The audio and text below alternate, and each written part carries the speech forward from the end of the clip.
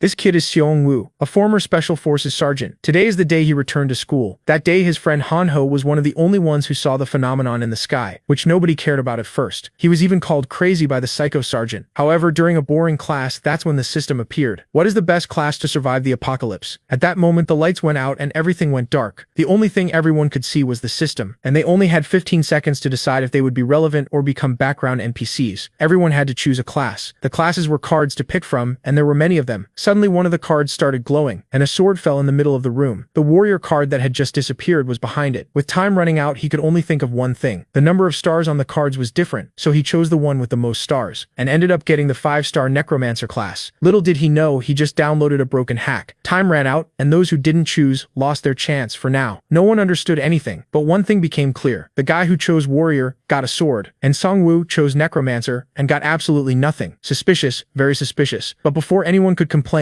the door exploded, and a student came in, being violently crushed by something that was a goblin. Small, ugly, and clearly had anger issues. Everyone ran. Total chaos. People tripping, screaming. Everyone except one person, the protagonist. Because protagonists don't run, they make questionable decisions. The goblin screamed, and everyone turned to the guy with the sword. Use the sword, man. But there's a small problem. He doesn't even know how to use the sword God gave him. Imagine one made of metal. Even Seongwu looked and thought, maybe I can count on him. Spoiler, he couldn't. In the end, he was just another extra with starter loot. The goblin charged. Seongwu even started running, but froze. Turn your back on a monster? Terrible idea. So he turned, and bam, a direct kick. The goblin went flying, because let's be honest, it's a monster, but weighing 33 pounds isn't scaring anyone. Without wasting time, he grabbed a chair and ran like a certified psychopath. The goblin didn't even have time to react. Crash, chair straight to the head, with intent, with force, with feeling. The result? The goblin went to sleep without being able to sleep. And in the middle of all that chaos, there was only one person who did something. Result? Plus 10 gold. Simple as that. You kill, you get paid. But no one was ready for that. The students were in shock. People crying. People rethinking every life decision. And then, the system appeared again. He could raise the dead. And he just got a level 1 goblin skeleton. And behind him something started glowing. The goblin's body rose. But now, it belonged to him. His first vassal. And at that moment, it became obvious. This class is completely broken. But of course, the system wasn't going to make it easy.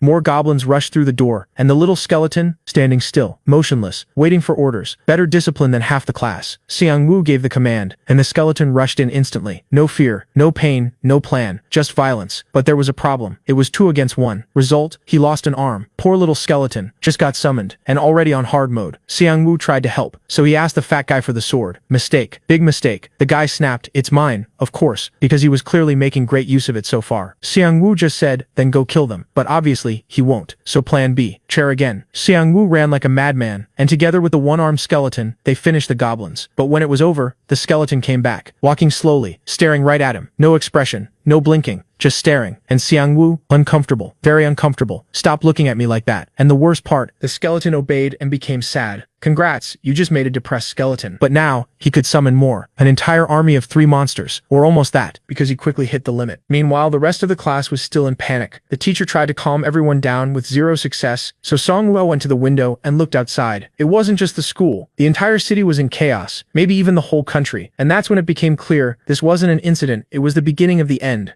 Oh no! Things this bad, one student opens the door and says they need to keep moving. Another tells everyone to head to the parking lot because he has a car. As they run toward the stairs, a group of goblins jumps out of the shadows. The goblins charge the students, but before they can reach them, the undead skeletons ambush them. The MC yells for the students to run while his skeletons deal with the goblins. In the panic, the students split up and run in different directions across campus. The MC tries to stop them but then decides they may be better off on their own. He knows the game seems to follow rules. He figures his best shot at surviving is to keep fighting, since that's how he gets stronger. He watches his undead minions keep battling for him. One monster goes wild and cuts off the head of one of his undead soldiers. With one soldier gone, Seongwu realizes he could be in trouble. Now his 2 skeletons face 2 monsters. This time, his skeletons manage to kill them, and he gets more gold. He also sees that his level has gone up. He opens his profile window to check his stats. Instead of stat points, he gets a level up card with a random reward. He knows it's luck-based, but it's also one of the most important parts of the game. He finally picks the random skill card, and it raises his max minion limit by 1. Now he can control 4 minions at once. When he summons another skeleton, he realizes he's running low on mana. He gathers his skeletons around him and and sits down to think. He still has no clue what's happening, so for now, he decides to focus only on surviving. With his skeletons protecting him, he slowly heads downstairs. Things look bad down there too, but he knows he can't stay on campus forever. He orders his skeletons to take point and moves out. As the skeletons head down, they run into Han Ho. He freaks out when he sees the undead goblins and smacks one on the head with his dagger. The MC sees him crying and calls out to him. His friend asks what the goblins are, and the MC says they're basically his bodyguards. Then he asks about Han Ho's class, and Han Ho says he picked Rogue. Because his friend is dumb, he chose a 1-star class, thinking it ranked him as high as a brigadier general. Even the minions seem disappointed in him. He joins them, and together they start heading off campus. As they move, the MC gets a notice saying he's gained a synergy effect for traveling in a group. The effect needs the group to equip 5 daggers. It gives bonus gold and a chance to land a fatal hit. The MC realizes this buff activates when certain party conditions are met. Even better, his skeleton army can use the bonus too. That means he can trigger the buff without needing a real party. As they keep moving down, they run into a group of minions and a huge monster that looks like the boss. When Seongwu spots the goblins, a notice pops up. Scent of Death is active, cutting their stats by 30%. It only works when he has 4 skeletons of the same type. With that effect on, Seongwu sends in his skeletons. They overwhelm the goblins fast and start cutting them down. But the real problem is the boss. It lifts its hand and uses Wild Berserker. The skill powers up the enemy minions and the fight starts turning against them. Seongwu forces himself to stay cool. If he wants his skeletons to win, he has to get rid of that buff first. He tells the one-armed skeleton to ignore the others and go straight for the boss. The goblin skeleton leaps at the boss and chops its arm clean off. The boss kicks it away right after, but the job is done. With the buff gone, the skeletons quickly take control and crush the enemy goblins. The boss still refuses to go down without a fight. In the end, it falls too, and Seongwu gets bonus gold. He sees the boss also dropped some loot.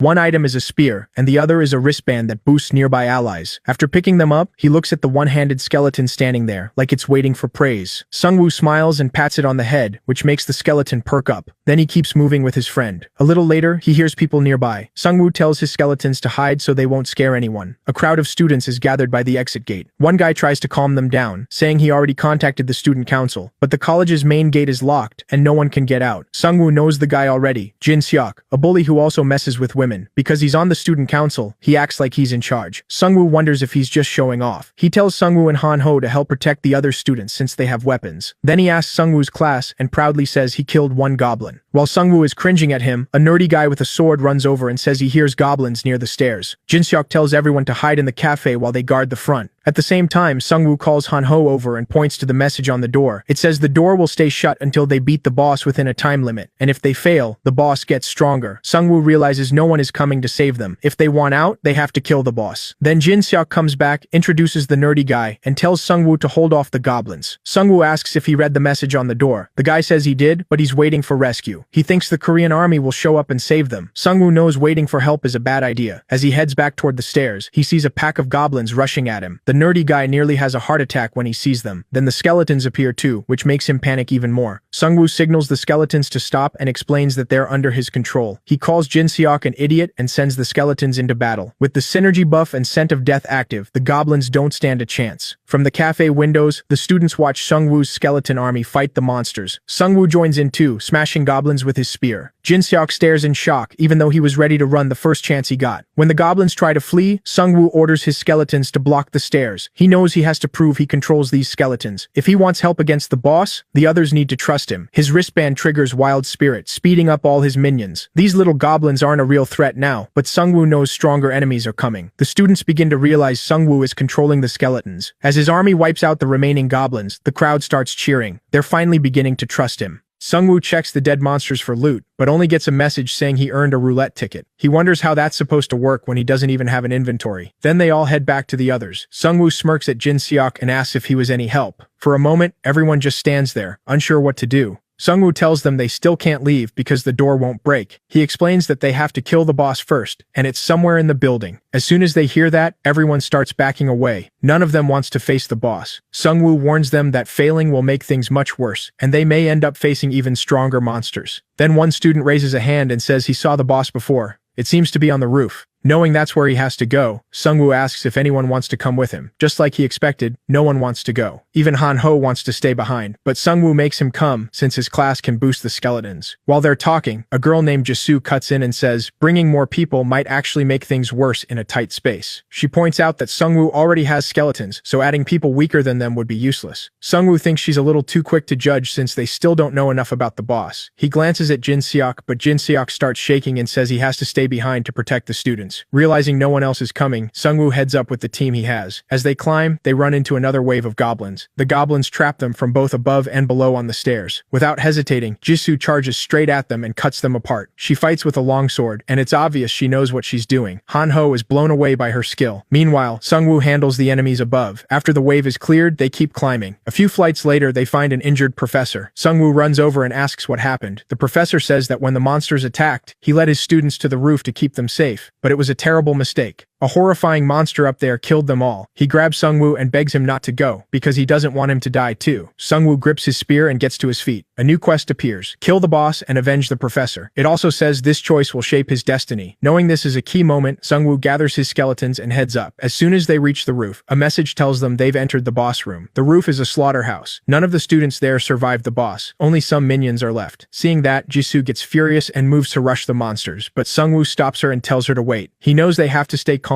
and think clearly if they want to survive. It doesn't take long for the goblins to spot them. The monsters draw their weapons and close in. Han-ho asks if they should run, but Seongwu decides to stand and fight. He raises his hand and casts Berserker. Buffed up, his skeletons charge the smaller goblins and start cutting through them. Seongwu tells the others to use the undead as shields. He stays behind one skeleton and attacks whenever he gets an opening. Jisoo does the same and starts cutting down monsters. Han-ho still has no idea what to do, so he just stands there awkwardly. Feeling useless, he pulls out a dagger and throws it at a goblin. It hits, and kills the target instantly. Even he looks shocked. He used to throw other students' pencils away in college, so his aim was oddly good. He throws another dagger right away, and that one hits too. Han-ho locks in the second he realizes he's finally found what he's good at. As the enemy goblins start losing, a debuff kicks in and lowers their stats. They panic and run, only to stop in front of a giant goblin. The group instantly knows this one is the boss. With the boss there, the goblins get fired up again and charge back into the fight. As the group tries to hold them off, the boss smashes one skeleton to pieces in a single hit. Seongwu immediately orders all his minions to fall back, but the boss keeps swinging, killing the skeletons one after another. Seongwu revives them, but his mana is running low, so he can't keep it up for long. Han-ho tries to catch the boss off guard with thrown daggers, but the boss blocks them. Then it charges after Han-ho, making him scream for help. The skeletons rush in to save him, but the boss knocks them away. Still, one skeleton manages to land a hit. That only makes the boss angrier, and it kicks the skeleton aside. Then Jisoo suddenly darts in and slashes the distracted boss. It's a solid hit, but not enough to finish it. Seongwu sees she's fighting smart, so he comes up with a plan too. He has his minions surround the boss and orders one of them to strike from behind. When the boss turns to block, he hurls the spear straight at him. It slams into his face, and the boss howls in pain. The MC is nearly out of mana, and only 3 skeletons are left. The boss notices and laughs. Sure, he's already won. Then he swings his sword, knocking the MC off guard. As the boss charges, the MC knows he has to think fast, or they're all dead. Luckily, he spots a sword on the ground. The boss barrels toward him, shaking everything around him. Seongwu lets out a breath and tightens his grip on the sword. Then he sends both minions at the boss. The boss instantly smashes one to pieces. The other leaps up and catches the sword the MC tossed it, but the attack misses because the boss blocks it too fast. Now that the skeleton has a sword, weapon synergy activates. Its attacks get faster, and the blade feels lighter. On top of that, its one-armed warrior effect kicks in, giving its first hit an 88% chance to cause bleeding. The MC realizes these buffs give him a real shot at winning. He grabs a chair and rushes the boss with his sword. Jisoo and the skeleton charge in too. He smashes the chair into the boss to open him up, and all 3 attack. But the boss slams the ground, blasting them back. Then Han-ho suddenly nails him with a thrown dagger. The MC knows this is the moment. He orders his one-armed skeleton to give itself up so they can land one clean hit. It had carried the fight, but now it was ready to die. In a shocking twist, the skeleton's blade connects and triggers bleeding. At last, the boss drops, and the MC levels up. He also sees the skeleton absorbed all the boss's mana, reached level 2, and gained commander traits. His friends say they leveled up too after the boss died. Then they start checking their level cards. The MC picks a random skill card and gets the power to make bone weapons with mana. Right now, he can only make 4, and their quality depends on the bone he uses. With the boss dead, his exclusive quest ends too. He also gets another skill that raises his minion limit. He still doesn't get the destiny part of the quest. While thinking about it, he sees a hood fall from the sky. His friend picks it up and says it boosts his chance to hide hide from enemies. Jisoo gets a fire whetstone. If she sharpens her blade with it, her attacks can set the sword on fire. The MC says they can test their new stuff later. They need to keep moving. Back at the cafe, the students start getting nervous. Even the nerdy kid wonders if they should have gone with Seongwu to fight the boss. Hearing that, Jin-seok starts yelling that anyone who doesn't like it can leave. He says if they want to complain, they should go outside, because Seongwu is the only reason they're still being protected. Then he completely loses it, starts cursing everyone out, and says the MC is dead, so nobody can save them now. Right then, a group of skeletons appears and scares him half to death. The MC walks in and asks if he really wants him dead. He opens the exit door right in front of him and gets ready to leave campus. The group and the skeletons all look back at Jin-seok. The MC asks if he has anything to say. Jin-seok just makes an awkward face and stays quiet. Behind him, other students start whispering that he acts tough but is really still a loser. Ignoring them, the MC, Han-ho, and Jisoo leave with their skeletons. After checking that the area is clear, Seongwu spots a passage and tells everyone to follow. As they move deeper, they come across several bodies with crushed heads and wonder if those monsters are still somewhere on campus. Han-ho suddenly perks up when he sees a group of people ahead. The MC and the others walk over. They're all armed, and it looks like they fought off monsters and made it. Jin-seok quickly pushes to the front, smiling as he greets a guy named Dae-sung. Dae-sung recognizes him too and seems surprised he survived. While they talk, Jisoo frowns. She already knows him. When Jin-seok leans in and whispers something, Jisoo and Han-ho mutter that he's obviously talking about Seongwu. The MC just stands there smiling. Dae-sung introduces himself as the student council president, says everyone has been through hell, and insists they need to unite to survive. Then he points at the skeletons and asks about them. The MC casually says they're part of his class card skill. With a trace of disdain, Dae-sung asks why he picked creatures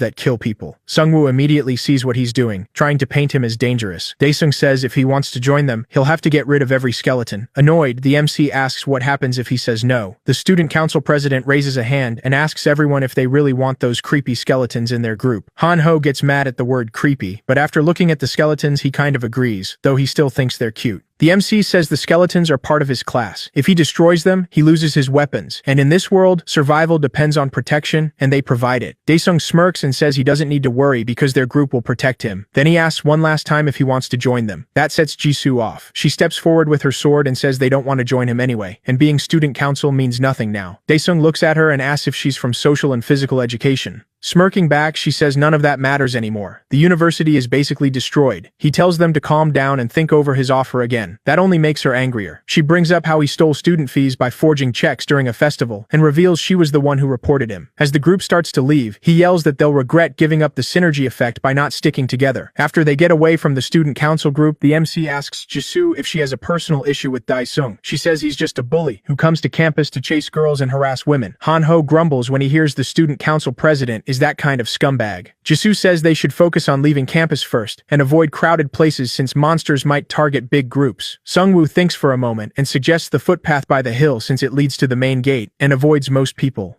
They head up a long wooden staircase while the skeletons keep watch. It's a little too quiet. Suddenly, Seongwu raises a hand, telling everyone to stop. At the top, they spot a huge orc standing over fresh corpses, bigger than the goblin boss. The MC realizes this is the next wave. Without warning, the monster slams its axe into the ground and charges straight at them. Used to this by now, the MC almost smiles. He sees a chance to make new skeletons. The orc charges the skeletons first and smashes them apart. Then it turns on Jisoo, who awkwardly thrusts her sword. As it lifts its axe to strike again, one of Seongwu's skeletons jumps in and shatters itself to save her. The MC knows he can't let the orc get any closer, so he orders another skeleton to stop it. The one-armed skeleton steps in front of the orc. When the orc swings, it dodges and lands a hit on the monster's shoulder. The MC tells Jisoo to fall back to stable ground. They can't fight the orc on the stairs. She looks frustrated that the orc broke through her so easily. Once they move up, the MC says they can't fight it head-on. The orc recovers and starts climbing after them. The group moves toward the trees to limit its movement. The MC tells Jisoo he'll use the skeletons as sacrifices for his plan. There are plenty of bodies nearby, so mana is the only thing he really needs to manage. The orc pushes through the trees after them. Once it is surrounded, Seongwu orders the skeletons to attack. At the same time, Han-ho throws a dagger at it. The skeletons join in, hurling their weapons too. Two skeletons rush from its blind spots, but the orc still swats them both. Even so, they manage to grab both its arms and hold on. At the same moment, the MC and Jisoo charge in with their swords. The orc swings at Jisoo, but she slips under its arm and cuts into its knee. It drops to one knee just as the MC slices off its right arm. Then the one-armed skeleton leaps up and lands the finishing blow. A window pops up. The MC earns 110 gold for killing the orc patrol leader. Surprised, he realizes they just beat the orc boss. Jisoo says it still wasn't as hard as the last boss. He walks to the corpse and tries to summon it, but the system says his level is too low to raise medium-tier monsters, so he summons regular skeletons instead and asks asks Jisoo what card she chose. She says she picked the 3-star Tiger Hunter card just because she liked the color. Now that his mana is back, the MC decides to test his new skill. He crafts bone weapons with mana, a low-grade sword, blunt weapon, spear, and arrow. Each one can be sold for gold. When he picks up the axe, he realizes the weapons are better than he expected. He tosses the axe to one of his skeletons, and he hands the skeletons new weapons, which unlock more synergy buffs. He gives Hanho a sword and tells him to return it to the skeleton later. Then they head back down the stairs. On the way, Hanho notices something strange. Ahead of them is a sealed purple gate with a warning.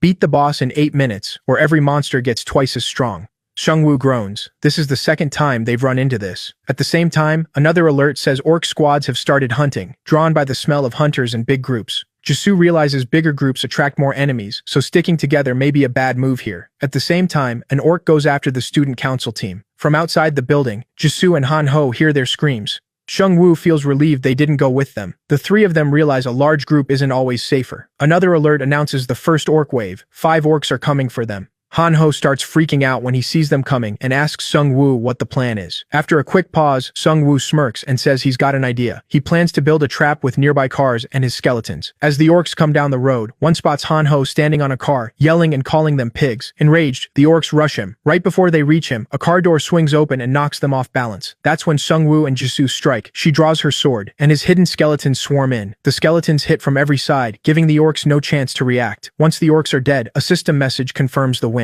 Seongwu gets 100 gold from the first wave and reaches level 4. He finds out he can now control 7 minions, though his mana is still limited. Meanwhile, Hanho gets excited about his new high-speed slash skill. The Seongwu then asks Jisoo what she got. She says she chose strength, raising her power by 2 and giving her a warm, burning feeling. Seongwu tells Hanho to return the sword, then summons 2 more skeletons to prepare for what's next. He passes the sword to a skeleton holding out its hand. As they leave, they realize the whole city has fallen into chaos. While moving ahead, Seongwu suddenly raises his fist, signaling everyone to stop. A group of orcs is attacking a bus, trying to kill the people inside. From cover, the 3 count 7 orcs. One man inside tries to stab them with a spear, but it barely helps. Seongwu knows they'll all die if this keeps up. Watching 2 orcs lift their axes again, Jisoo says they should help. Her plan is to hit one side of the bus while the spear guy attacks from the other. But Seongwu doubts that man has the nerve to fight back, and says trusting strangers is too risky. Then he points at a truck and says it's time to show the orcs the power of civilization. Inside the bus, a blonde guy with a sword and shield yells at the man with the spear for missing the orcs. Kyung-soo snaps back, telling him to fight them himself with that shield and sword. The passengers are shaking and crying, sure they're about to die. Then the orcs suddenly stop attacking the bus and turn toward a vehicle racing at them. It slams into them, launching 2 orcs into the air. The men inside the bus are stunned and can't make sense of what they're seeing. Then skeletons leap off the truck and attack the remaining orcs. One man in the bus is even more terrified of the skeletons than the orcs.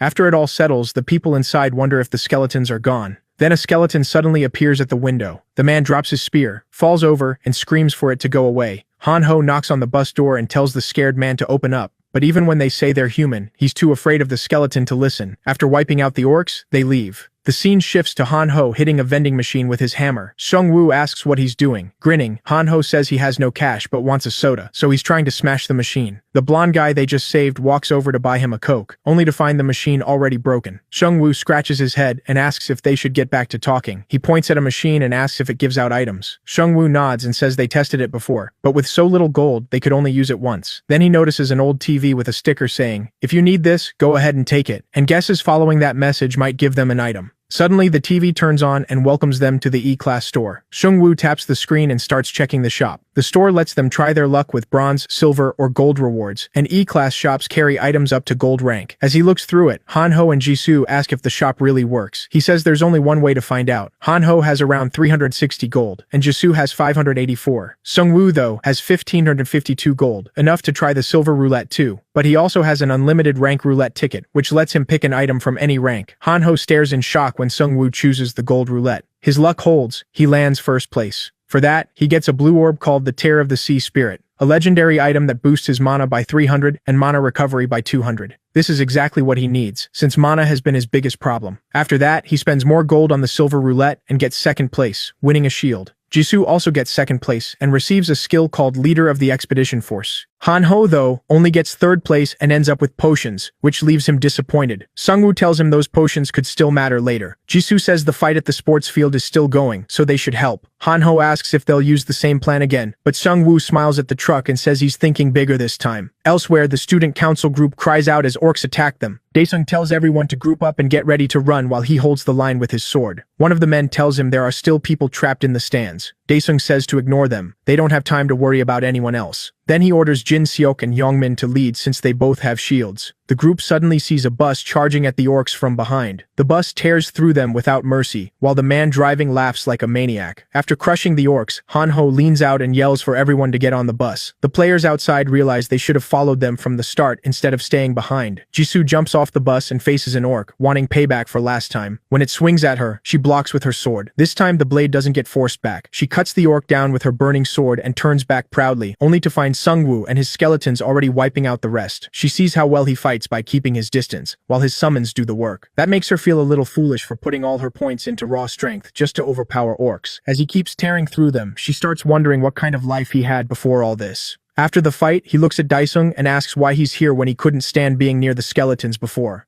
Daesung lets out a nervous laugh and asks if Seongwu is really going to hold a grudge right now. Seongwu glares at him and says he saw him abandon people and run. Daesung insists he was just falling back to regroup his team, but everyone on the bus knows that's a lie. While they argue, a notice appears saying the orc chief has become enraged. The Seongwu gets on the bus at once and tells Daesung he can come only if he follows orders. First, he tells him to hand over his armor. Daesung protests, asking how he's supposed to protect himself without it. Seongwu just smiles and says he'll be under his protection. After they leave, a system message says he's reached level 5 and can now control medium-sized monsters. Another alert says his monster limit has gone up too. He's pleased to learn he can now control 9 monsters. Then he notices movement behind him and turns to see a skeleton wearing all the armor he took from Daesung. He wonders if it's too heavy for it to move. Thinking back on past fights, he realizes this skeleton has always been more dependable than the others. He sighs and tells the skeleton to take it off. The skeleton looks crushed while Seongwu puts on the chainmail over his white t-shirt. Hanho walks in and gestures toward the crowd behind them. He says they may need another bus if they want to keep saving people. But Seongwu says rescuing people isn't the priority anymore.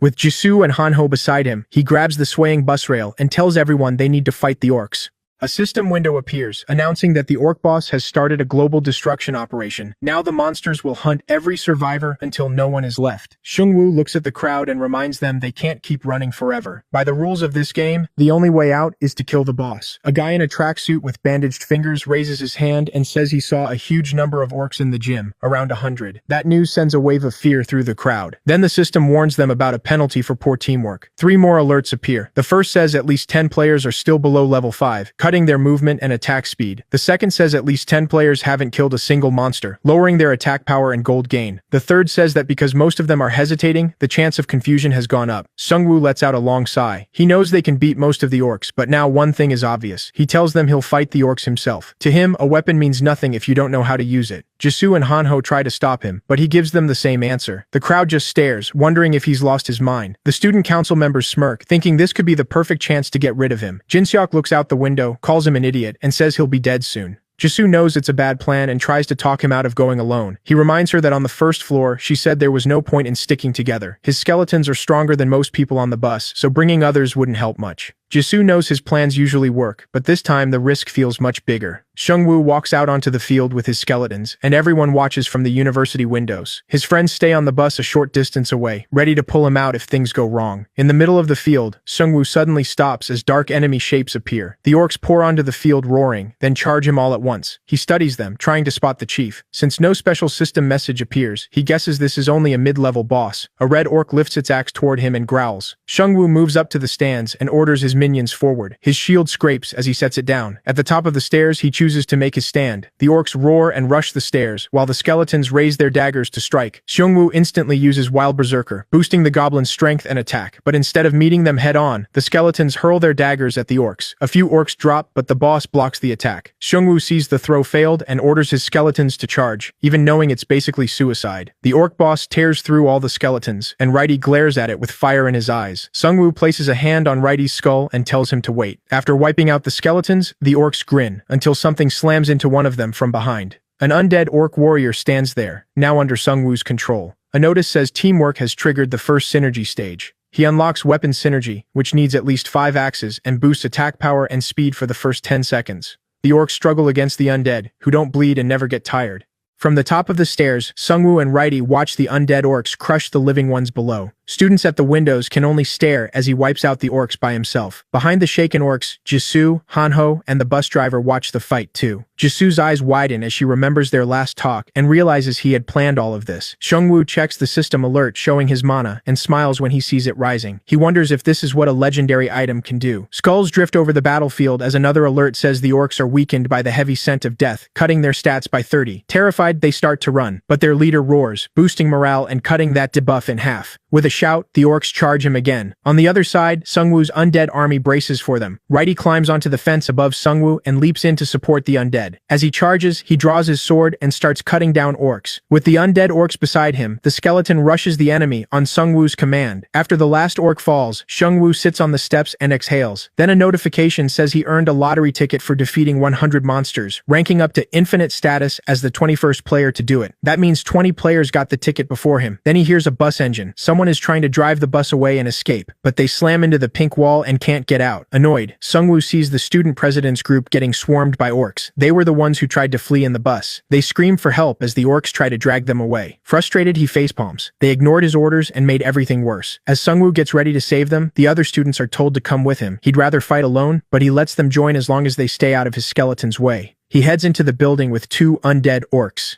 Inside, defeated goblin bodies hang from the ceiling. The place is horrifying. The group stops when a glow cuts through the smoke ahead, revealing a monster with shining eyes. Holding the orb, Seongwu wonders if this is the boss. He tells everyone to get ready. They're about to face the orc boss. The hostages are beaten badly, some with teeth knocked out. He's relieved no one is dead yet, but confused. He didn't think the orcs were smart enough to take hostages. The student council members look at him and beg for help. He glares at them and says this happened because of their own stupidity, and they dragged others down with them. Since he's facing an enemy that may not understand him, he decides to go all in with no hesitation. His plan is to throw the orcs off with a sudden attack and rescue the group. Then, without warning, one orc swings its axe and cuts off the student council president's head. Everyone is stunned, but that isn't the end of it. The real orc boss appears from the roof. He casts a strange spell that makes everyone feel weak. Jisoo gets several alerts saying she's fallen into confusion from the breath of the abyss, and her mana keeps draining. Now the orc boss fully reveals himself, a junior black magician, like a shaman. Hanho's hands shake as he fumbles with a bottle. He drinks it to restore mana, then offers one to Seongwu too. Seongwu refuses and tells him to give it to Jisoo instead. He grins as he breathes in the streams of dark mana, almost refreshed by it. A system alert says the breath of the abyss has greatly increased his mana, pushing it past 4,000. Now he understands why he feels so sure of himself. The system says the built-up abyssal breath has temporarily activated his first awakening, greatly boosting his stats and the number of monsters he can summon. Lit only by his own mana, he walks toward the boss with a smile. Black magic used on a necromancer. The boss is clearly confused. He never expected this. Jisoo runs after Seongwu and says they should attack together, just like on the roof. Seongwu gives a chilling smile, his body glowing with overflowing mana, and says nothing will be the same from here on. The undead rise into the air, and Hanho watches in shock as all the bodies on the roof come back to life. His eyes stay wide as system messages stack up with all kinds of synergy buffs.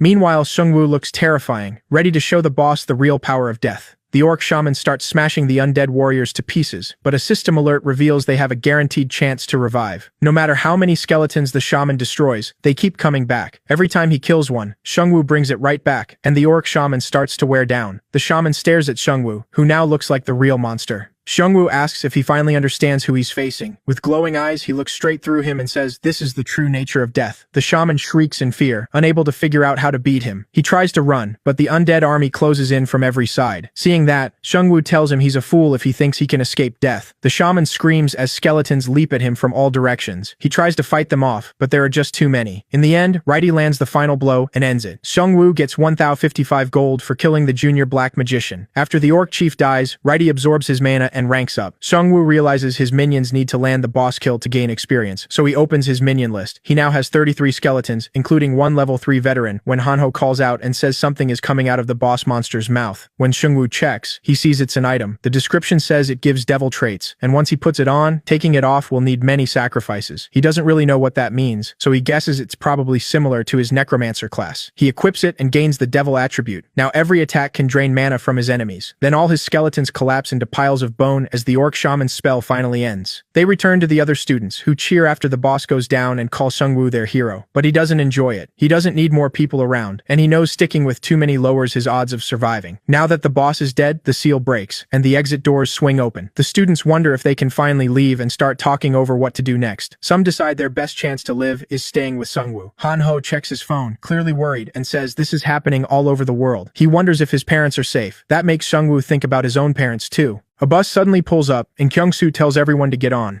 He says he drove during military service, knows where the base is, and plans to take them there. Seongwu just smiles and lies, saying he can't go because his house is close by. Kyung-soo tells the others to board, and says they brought 2 buses for everyone. Everyone gets on except Seongwu's group. Kyung-soo says goodbye and drives away. After they leave, Han-ho asks where they should go next, then asks Jisoo where she lives. She says she stayed in the school dorm because her family lives on an island. Then she asks Seongwu if she can stay with him, even if she won't be much help. He tells her she'll be useful and lets her come along. Han-ho asks too, and Seongwu jokes that first he has to cut off a hand and become a one-armed fighter like Righty. Out of nowhere, Jisoo tackles both of them to the ground to shield them from something above. As they drop, a huge dragon flies over them. The group stares at the terrifying creature, with no idea what it is. Meanwhile, one bus suddenly stops, and Kyung-soo sees several dragons chasing them. A student yells at him to keep driving, but he says moving is even more dangerous now. The dragons seem to be targeting only the buses that keep moving. Then a system alert appears. The boss, Wyvern Alpha Male, has shown up. A second later, the dragon lands on top of the bus and tears it apart after lifting it into the air. Watching that, Seongwu realizes he's still far too weak for this world, but he can get stronger. Without turning around, he tells Jisoo that from now on, they won't avoid monsters, they'll hunt them.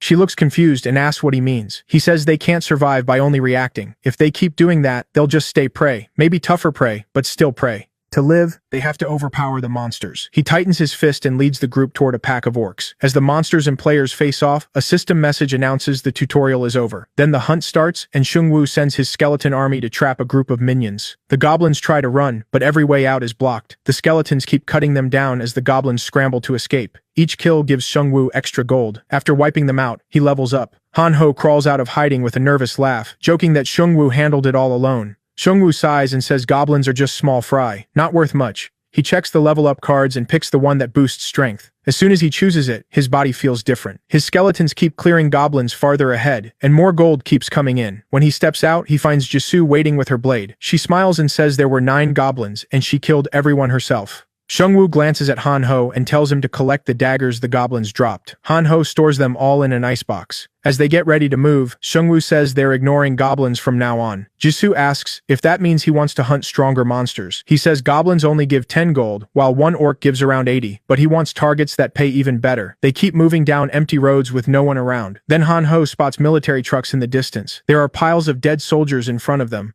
When they get closer, they see the soldiers are holding shovels instead of guns. A soldier steps out of one truck with a shovel and asks if they're human. The skeletons behind them clearly scare him. Seongwu waves with a smile and says yes, they're human, and they mean no harm. The soldier calls for his sergeant and says there are people outside. Seongwu walks over to speak with the sergeant through the window. The sergeant apologizes for meeting him like this and says he can't come out because his leg is hurt. Seongwu notices the injury is a goblin stab wound. Sergeant Kim bitterly admits he got stabbed by a monster no bigger than a child. Somehow, they still manage to beat the creatures back. Confused, Seongwu asks why they aren't carrying guns. The sergeant says their firearms simply wouldn't fire. It wasn't a normal malfunction. Once the monsters appeared, every weapon stopped working, so they had to fight with shovels and swords. Seeing how bad Kim looks, Han-ho quietly tells Seongwu he has healing potions. Kim leans closer when he sees the bottle and asks if they can spare one. Seongwu looks away and says they can't just give up supplies they might need to stay alive. At that, the sergeant leans out and says he can trade information. He offers to share everything he's seen and heard. Seongwu says he'll listen first. Kim tells him giant wolves, as big as bulls, are roaming around, and his unit couldn't kill even one before getting overrun. He adds that there are also QR codes. He's found 2 so far. One is at the station, and the other is in the subway transfer center. The sergeant pulls out his phone and tells them to scan the codes, since they install an app. It's the only way survivors can contact each other now that everything else is down. Thinking about this survivor network, Seongwu finally hands over the potion. Then the sergeant asks where they're headed and says his group is going back to rejoin their unit. Seongwu asks if he'll actually be safe with them. Kim says that at first their officers took their guns and made them fight monsters with shovels, but he hopes those officers have changed by now. Seongwu says they're going somewhere else. Before Kim leaves, Seongwu warns him about what's flying in the sky. Kim starts sweating when he hears there are giant dragons overhead. After they part, Seongwu keeps moving with his companions and skeleton army. At the station, they find their first QR code. Before scanning it, Han-ho nervously asks if it might put a virus on the phone. The app has a message board and a news feed where players can share information. The game's admin uses it for announcements too. Seongwu reads one of the admin posts and wonders who's behind all this. He checks the message board too, but it's still empty. Jisoo tells him posting costs about 1,000 gold. Then a new post appears from player 4884. It says their group is building a safe zone at the H apartment complex in Hwasong City. Another player comments, asking how to contact them. When Han-ho sees the address, he says it's near his home. Seongwu asks if they should head there. He also wonders how that player could casually spend 1,000 gold. After all they'd been through, they were only level 6, while that group was already level 8. The more he looks at the post, the more something feels off. Even so, he wants to meet high-level survivors, so he keeps heading for the address.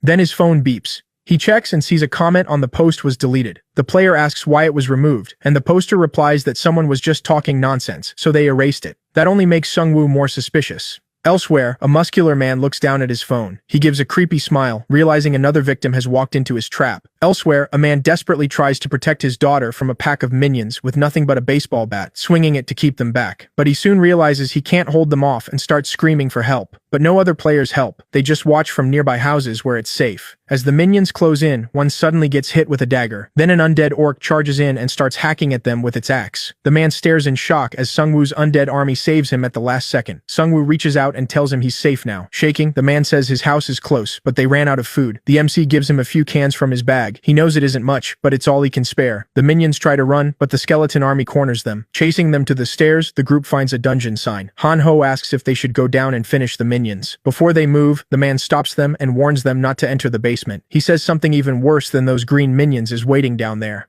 Seongwu smiles and thanks him for the warning. Once they head downstairs, a message pops up. They've entered the Elder Slime's shrine. Deeper in the basement, they find a dead minion with slime wrapped around its head. An undead orc quickly smashes the slime with its axe. Each kill gives them 140 gold. Han-ho looks at his melting dagger and complains that the slime even eats metal. The MC points out it can't melt bones, which makes his skeletons the perfect counter. Then Han-ho hears something and turns to see a giant slime. It crushes one skeleton minion in a single hit. Seongwu realizes that if the slime can't melt something, it can still crush and chew it. His skeleton's attacks also do nothing because the slime is too big and dense. He quickly comes up with a new plan and starts making bone weapons. Instead of summoning more skeletons, he turns bones into weapons and hurls them at the slime from a distance. Jisoo tosses a skeleton over, and he reshapes it into another weapon. While he's making weapons, the slime charges him from the front. The MC uses an orc warrior as a shield to block it. The slime swallows the minions and destroys them. Seeing that, the MC grins. The boss just messed up because one of the swallowed skeletons had a bag full of bones inside it. He uses his weapon skill on those bones, and blades burst out from inside the slime, ripping it apart. The skeletons rush in and smash the pieces so it can't heal. As usual, the one-armed skeleton lands the last hit, and they get 2255 gold for beating the slime boss. Seongwu tells the skeletons to store the slime in an empty glass bottle. They may need the acid later. While gathering the goo, one skeleton finds the slime monster's core. It can dissolve things or fuse them together. The MC picks it up with a cloth and wonders if it's a crafting item. Han-ho calls out and tells him to check the comments on that post. The post is now full of deleted comments.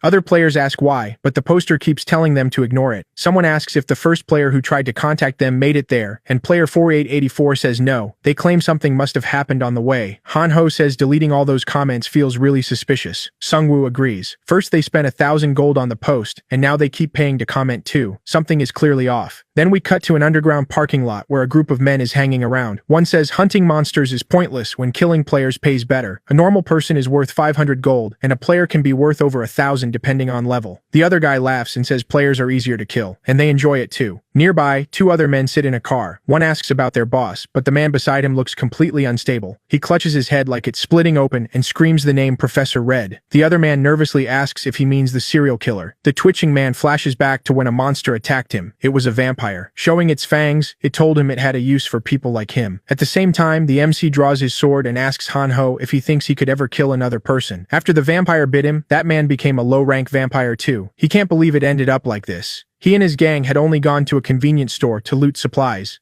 Then the monster bit him and turned him into a vampire. After that, he started killing his own gang members. The vampire watched with a smile as he slaughtered them one by one. Their boss kept drinking blood from the bodies on the floor. He didn't feel human anymore. The vampire told him to keep feeding and growing until they met again. He snaps out of the memory when the man next to him shouts at him. Another guy walks up to the car and asks if everything's okay. He says it's fine, then asks what the guy wanted. The man shows him his phone and says their prey just arrived. Their post got another comment. Player 157 says he's with 2 others and they want to meet at the park. Hearing that, the boss immediately orders them to drive to the park. With a cruel smile, he thinks how easy it is to lure fools into the open space around the apartments. The residents stay quiet because they're terrified. And once the prey runs out, the boss plans to kill them too. The driver suddenly brakes when he sees a group standing in the road. They have hoods on and their backs turned, so neither man can see their faces. The boss loses it and yells at him to run them over. The driver obeys and floors it. But when they hit them, only bones fly everywhere. The hooded figures were skeletons, not people. Seongwu uses those bones to make spikes and slam them into the car. The driver loses control, and the car crashes. The boss has no idea what just happened. Then someone smashes the window and drags him out. After slamming him onto the ground, the MC grabs his phone and asks if he's the one who made the post. With a sword at his head, the boss freezes. The MC had gotten suspicious when he saw the deleted comments. After thinking it over, he realized these guys had to be profiting from it.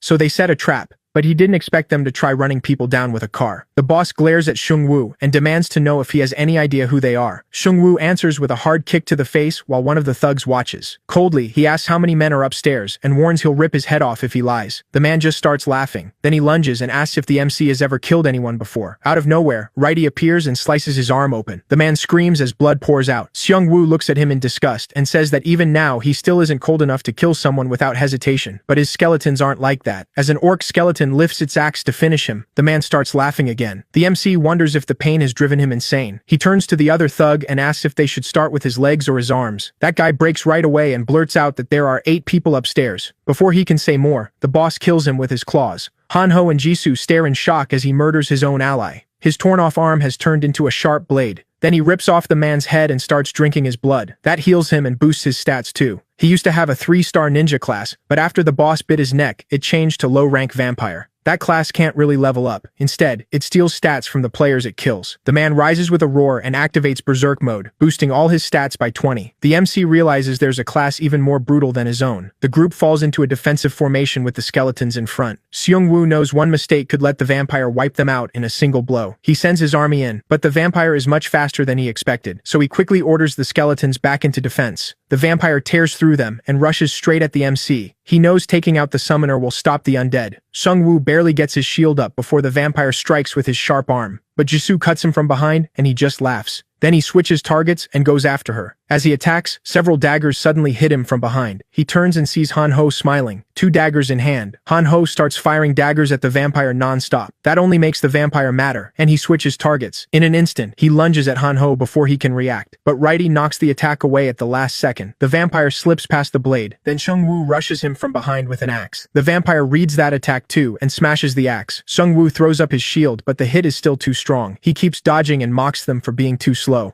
While he's focused on Seongwu, Jisoo comes in from behind with a flaming sword strike. He spots it and dodges aside. Laughing, he tells her he saw that attack coming from far away. Right after that, Righty leaps onto him with his sword. The blade cuts clean through his left arm, and the vampire screams as it falls off. Seeing an opening, Seongwu orders all the skeletons to swarm him. At the same time, the vampire's goons rush in. He grins and says they showed up at the perfect moment, but his own men freeze when they see what he's become. While he's distracted, Jisoo slashes him again. Righty and the other skeletons pile on at the same time. He tries to strike back, but Seongwu drives his sword into the vampire's neck. Then he coldly asks if he can regrow his head too, and tears it off. The kill gives him 1,000 gold because the vampire still counts as a level 1 player. Seongwu is shaken to learn players can earn gold by killing other players. He turns to the remaining goons and asks if that's why they were hunting people. The gang trembles as skeletons close in around them. Seongwu steps up and tells them to drop their weapons. They surrender at once and throw everything down. When he questions them, one admits there's a bigger boss. They don't know who it is. They only followed orders and had no idea their leader could turn into a monster. Seongwu wonders if that hidden boss made the monsters, and if so, what class he has. It also makes him wonder if some classes go beyond 5 stars. Then he asks how many people they've killed. When he hears the number is over 21, he signals the skeletons to kill them. They beg for mercy, saying they only followed orders. Seongwu doesn't spare them. He knows that if they let them live now, they'll just murder more people later. Jisoo is shaken by it, but she agrees with his choice. A new post appears, warning Seongwu's group not to meet another team because they're killers. Sergeant Kang reads it and gets furious, realizing people are now hunting each other on top of the monsters.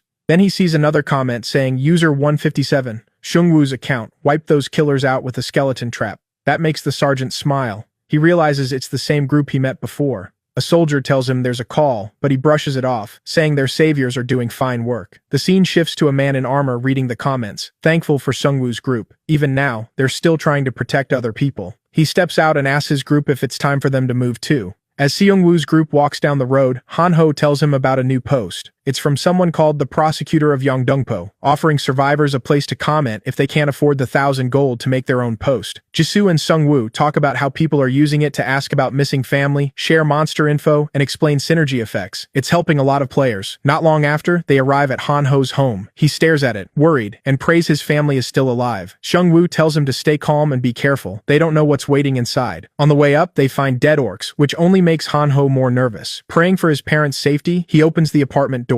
A huge slash mark on it makes his heart drop. He yells for his mom to open up. The door suddenly opens, and his parents are there, clearly worried. After they talk, he learns neither of them chose a class card. Han-ho's dad says none of the cards really appealed to him. While they eat, Seongwu asks how they managed to stop the orcs. Every other apartment got smashed open, but theirs was the only one that held. His dad says he kept the orcs away with pesticide, stunning everyone. His mom proudly adds that the orcs ran as soon as her husband sprayed them. Han-ho nearly spits out his drink hearing that. After dinner, his mother thanks Seongwu and Jisoo for bringing her son home safely. Then she offers them green tea, since that's all they have. Han-ho points out that he helped too with his daggers, but his mom ignores him. As everyone rests inside, some kids on bikes notice the lights and smirk. Jisoo is the first to come out after showering. Han-ho's mom feels bad for her, thinking she looks weak. Han-ho knows she's way stronger than him. Seongwu finally gets to shower and feels relieved that Han-ho's parents are safe. His dad used the orc's strong sense of smell against them. Otherwise, they'd have ended up like everyone else. Even in this ruined world, that was at least one good thing. Afterward, they clean their weapons, and Han-ho asks what the plan is since they can't stay here forever. Seongwu says they need to decide where to go first, then move. He thinks the first orcs were probably scouts. If a larger group is nearby, this could turn into a full battle. The problem is, they still don't have a real destination.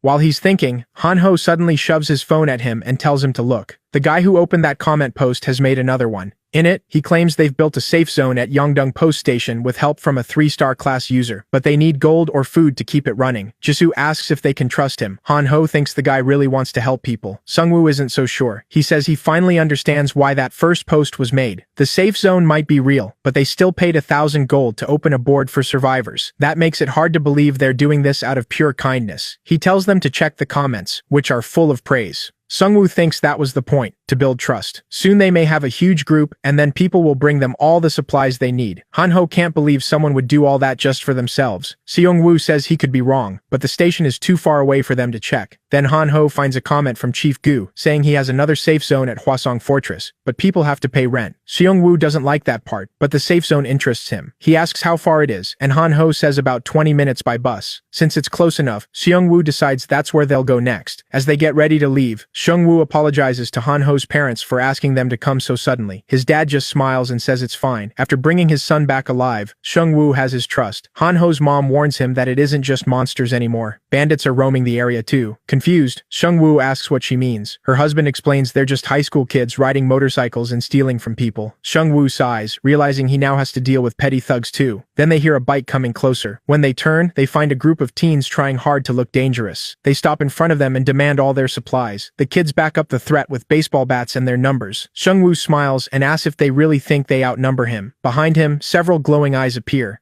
The teens instantly turn and run before he can finish. The group is left confused, unsure what scared them off. Seongwu looks back, worried, and sees a pack of giant wolves staring straight at them. Since the wolves don't attack right away, he tells everyone to back up slowly. He doesn't want to fight 4-legged monsters up close. Their claws and fangs are bad enough, but their balance makes them even more dangerous. If anyone gets knocked down, they're dead. The group slowly retreats into the apartment building, and Han-ho asks if they'll be safe inside. But with the wolves still watching, Seongwu knows they could break in and drag them right back out. As he tries to think of a plan, one wolf suddenly charges and slams into the front wall. Seongwu suddenly hurls an acid bottle at the wolf, burning it badly. While it writhes in pain, the MC tells tells his skeletons to throw their spears. Their one edge over the wolves is simple. They can attack from a distance. When another wolf tries to break in, the MC sends an orc skeleton straight at it. The wolf easily crushes the skeleton by biting off its head, but then green acid starts spilling from its mouth. The MC grins and reveals the skeleton was carrying slime mucus. To finish it off, Righty leaps down from the first floor and drives a blade into the wolf's head. The MC earns 240 gold for the kill. The last wolf panics when it sees the skeletons closing in with spears. The rest of the wolves die soon after, and Seongwu levels up to 7. Jisoo lowers her head and says they just keep becoming dead weight. The MC tells her that's not true. The situation was just bad for them. Looking at her, he thinks that even though her class is Tiger Hunter, it's really more of a special class built around pure physical strength. Han-ho, on the other hand, doesn't seem to be getting any stronger. He tries to control one of the wolves, but his level is still too low, so he says they should keep moving in case more monsters are nearby. Elsewhere, a military helicopter is being chased by flying dragons. The captain yells for more speed, but the pilot says they're already at max. He curses Sergeant Kim for not giving a better report on the dragons, and the pilot reminds him he ignored those reports because they came from a sergeant. Then a system alert appears. The field boss, Wyvern, has spawned. The dragon grabs the helicopter in its claws and tears it apart with ease. After that, it lands on top of a huge building and lets out a massive roar. Seongwu and the others see it happen, and they're horrified. Han-ho had hoped the military helicopter could fight the monsters, but he was wrong. His dad notices the dragons are settling down to sleep on the building. That puts them dangerously close to the safe zone, but they can't move with that thing still there. Seongwu says the dragons will leave eventually and tells everyone to rest for now. By night, the dragons are asleep on the buildings, while the group rests below. Then the MC notices a flash, followed by a system notice, like the one from the start of the apocalypse. The second card selection phase has begun. Han-ho shouts at his parents not to repeat his mistake and pick a low-star card. His dad calmly says he won't. He's been playing cards for 20 years. As Seongwu scans the cards, he sees only 15 seconds left.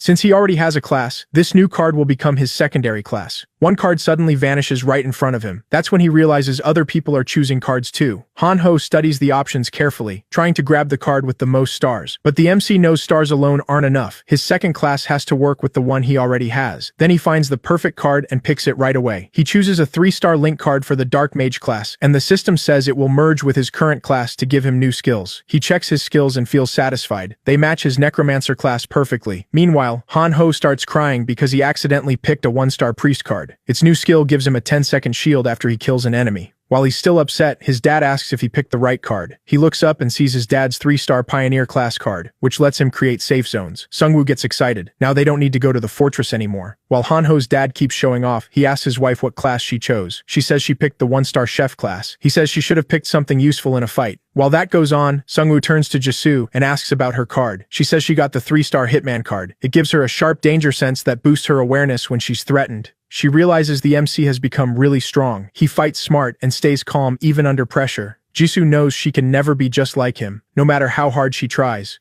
But she still needs to grow stronger, so she'll find her own path, strengthening both her body and her mind. The MC asks Han-ho's dad to explain his skill more clearly. The Pioneer class can make a Pioneer's camp. It costs 10 mana every 10 minutes and protects players from monster attacks. The area is limited. Strong attacks can break it, and if his mana runs out, it starts costing 100 gold every 10 minutes. Seongwu realizes keeping a safe zone here would be hard, and gathering a big crowd around it sounds even worse. He says they should save that skill for emergencies and find a better place to use it. Han-ho asks if that means they aren't going to the fortress anymore. The MC looks outside and says they don't need to. He figures every group out there will try to abuse its power, so it's better to avoid them. Then, looking out the window, he notices the dragons starting to move. Soon the dragons fly away, and the group can finally leave the building. The MC tells Han-ho to search the forum for store locations. Seongwu has more than 24,000 gold now. He knows he needs to spend it to get stronger, because those high-level monsters could show up again anytime. Even after checking the whole forum, Han-ho still can't find where the stores are. Then they hear motorcycle engines. The kids are back out now that the dragons are gone. Han-ho tells the MC it's probably the same gang from yesterday. The MC smiles and says they should ask those kids about the stores. If they've been stealing gold from people, they must know where to spend it. As the kids walk, they talk about the store. They had bad luck last time, but they're sure they'll get good items on the next try. After all, 90% of gamblers quit before they hit it big.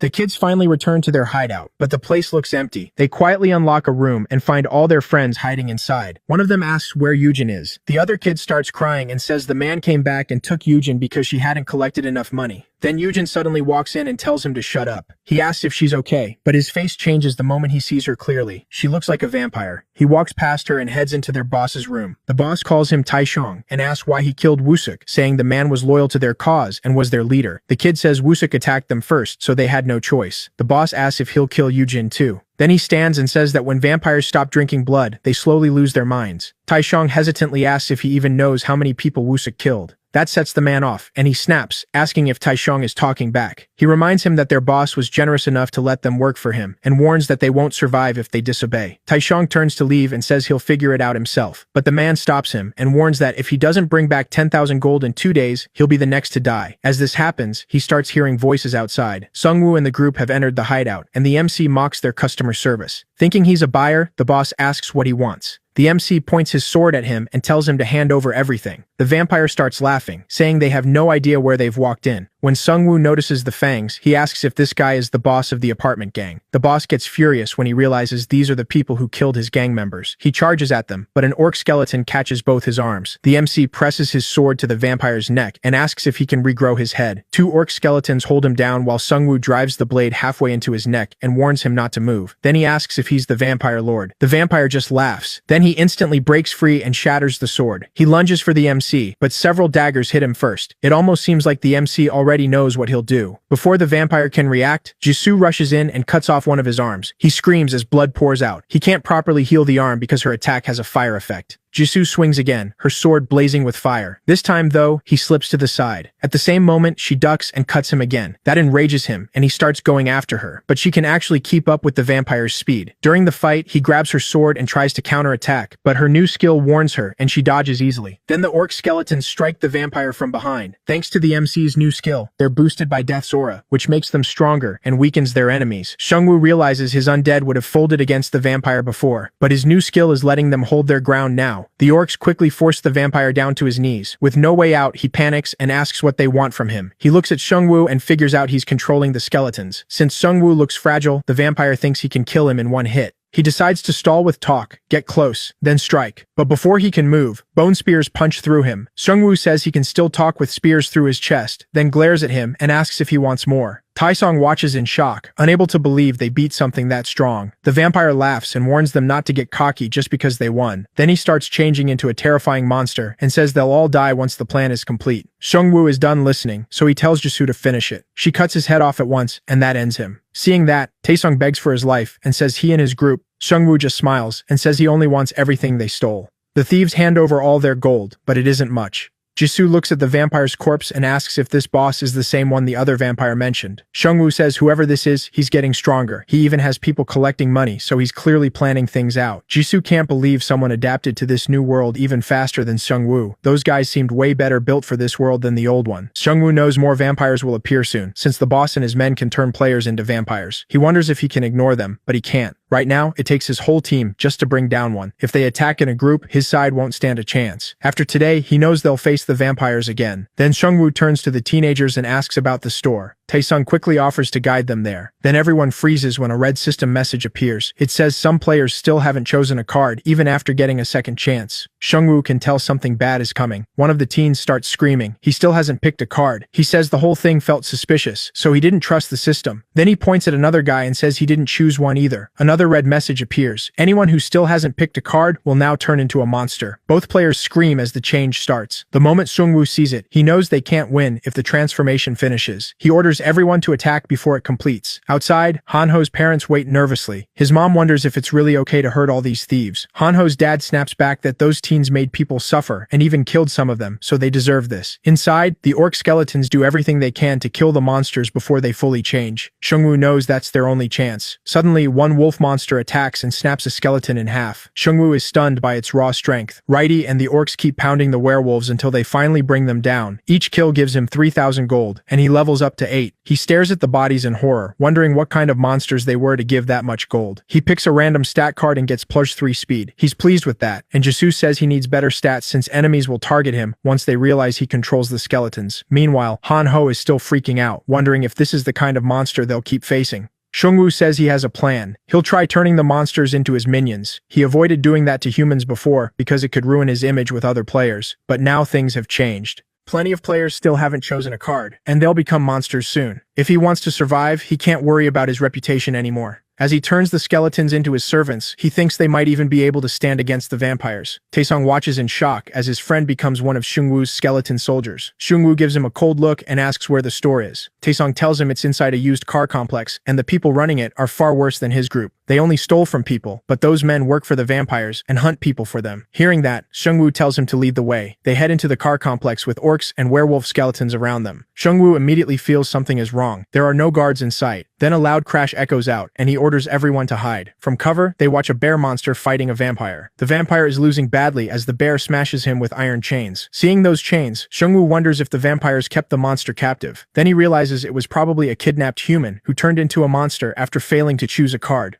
Just when the fight looks over, the vampire gets back up and charges again. The bear is hurt too, but it still hammers the vampire away. Seongwu realizes this could work in his favor. If he times it right, he can take control of the bear monster. As both monsters roar and clash again, Seongwu sends in his werewolf skeletons. One stabs the vampire, but the bear strikes back. It tries to grab the werewolf, but the other one jumps in and tears it with its claws. Seongwu gets 3,500 gold for killing the bear, but he's already at his minion limit, so he has to destroy one skeleton to claim the bear. He dismisses an orc and replaces it with the bear, a massive summon that looks like the biggest a mid-level minion can be. Then Han-ho spots their school bus parked with the other cars, and the group realizes the vampires captured the students. Seongwu knows that if everyone on that bus was taken, the number of enemies inside could be insane. They can't just charge in either. He turns to Taesong and asks about the store, but as Taesong starts pointing the way, someone slaps his hands aside. He turns and sees his friend Yujin, now turned into a vampire. The vampire laughs at her name and says he hasn't hurt Taesong's friends because he sees them as his children. He only came to find whoever has been killing his vampires. Seongwu realizes Yujin is being possessed, and figures the vampire came after sensing his subordinates die. He tells him he's pretty talkative for a vampire lord. The vampire laughs and says he likes explaining things to idiots. Some even call him the professor. Then he cuts to the point. They're all as good as dead. Without warning, he places a lesser curse on Seongwu, one that can only be removed with holy magic. The vampire lord laughs and gets ready to kill Seongwu and the others. But before he can act, Seongwu kicks him straight in the face. Han-ho sees it and blurts out, asking if he's even human anymore. Seongwu looks at the red mark on his hand and wonders if it's from the curse. Luckily, it doesn't seem to be affecting him yet. Then Han-ho runs up in his priest outfit and reaches out to him like some kind of angel.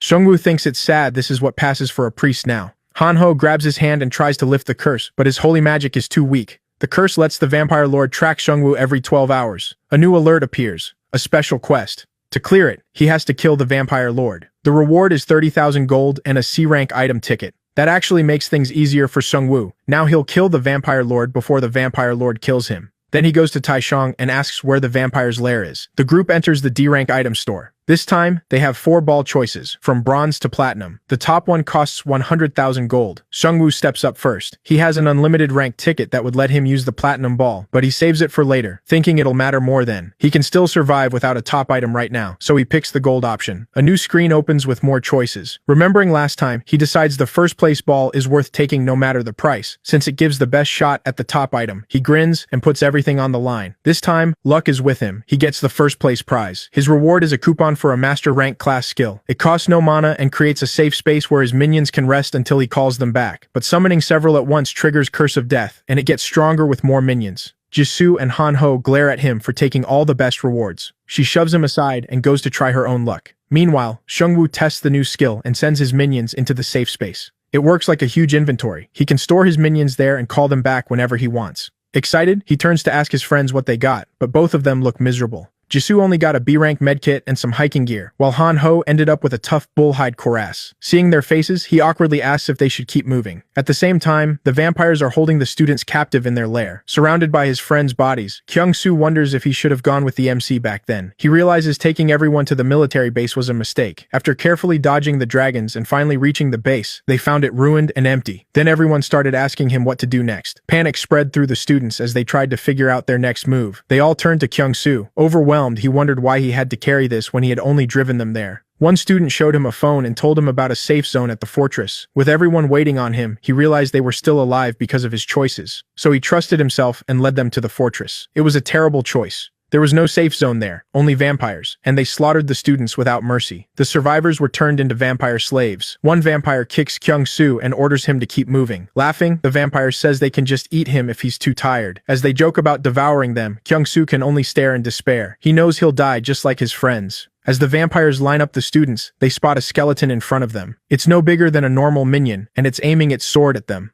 The vampires laugh, thinking it's just another monster. One of them jumps in to rip it apart, but multiple spears pierce him instead. Then Seongwoo's whole army arrives. Kyung-soo lights up when he realizes the MC came to save them. When Seongwu steps in front of him, Kyung-soo sees how much stronger he looks now. They're both college students, yet the gap between them feels huge. The vampires scramble back up and get ready to attack again, but one is instantly torn apart by the skeleton bear. Standing calmly in the middle of his army, the MC orders them to kill every vampire but one. He wants answers first. Kyung-soo watches in shock as he realizes this group is far stronger than he thought. And it wasn't just the MC. Even Jisoo looked much stronger now. The last vampire begs for mercy, while the orc skeletons pin him down. Seongwu asks how many players and vampires are inside the building, and what levels they are. The vampire says there's only the area manager, who's level 5. There are 12 players total, and the highest among them is level 4. The MC thanks him for being honest, but he never planned to spare him. The vampire desperately adds that he knows the building's security and everything happening inside, but Kyung-soo stabs him before he can finish. Looking up, Kyung-soo says he already knows what's going on inside the factory. He breaks down, saying they can't let a single vampire live. His friends may have been cowards, but they didn't deserve to die like that. Seongwu pats his shoulder and tells him he did well to survive this long. He says vampires don't become killers overnight. They hide among normal people and only need a chance to come out. The old world may be gone, but they still can't let monsters like that walk free. While they sort out the kidnapped players, one man asks the area manager how long he plans to keep this up. The manager smiles and says these people are just food and experience. They're easier to catch than monsters and far more useful. Then he says their CEO has amazing vision. Hearing that, the man gets excited and says he wants in too. The vampire tells him he can become a regular member if he keeps working hard. He says he also started as a lowly warehouse worker before becoming a permanent employee. In the middle of his speech, he hears someone mocking him. He turns and sees the MC standing there alone. Seongwu laughs and says they're really calling throwing away their humanity innovation. The manager asks who he is and starts walking toward him with his crew. The students in the cages recognize the MC and feel relieved. The vampire hears them and snaps, reminding them they're only food. Seongwu gives him a cold stare and asks if his CEO never told him who he was. Then the vampire realizes this is the one who killed Manager Park. Hearing the word manager, the MC laughs and asks if this is some kind of office worker fantasy. The manager sees him walk into the factory alone. He knows the MC is bold, but still doesn't believe one person can beat all of them. Seongwu just smiles and says his skills are enough. Suddenly, black smoke spreads across the whole floor. The workers panic when a notification says the Great Spirit has been activated. Skeleton minions start appearing one after another from the smoke. With them, Curse of Death kicks in and lowers every employee's stats. The vampires finally understand what real fear feels like as the skeletons swarm them. The manager tries to steady them, but it doesn't work. Every time the vampires destroy a minion, it rises again right away. The manager grows furious and kicks one of the orc minions into pieces. He charges at the MC, knowing he's the one controlling them all. But before he can move, an acid bottle smashes into his head. Han-ho is at the first floor window with a clean shot. As the vampire drops, Jisoo frees the hostages, while Kyung-soo crashes his bus through the factory wall and yells for everyone to get inside. The vampire tries to chase them, not realizing Righty is coming for him on a wolf. The werewolf skeleton knocks him to the ground, and Righty leaps up for the finishing strike. With Seongwoo's crazy buffs and debuffs, the vampire has no chance. The MC tells him the abandoned factory they picked was one of the easiest places to raid. That makes the vampire nervous. Seongwu isn't just strong, he's smart too.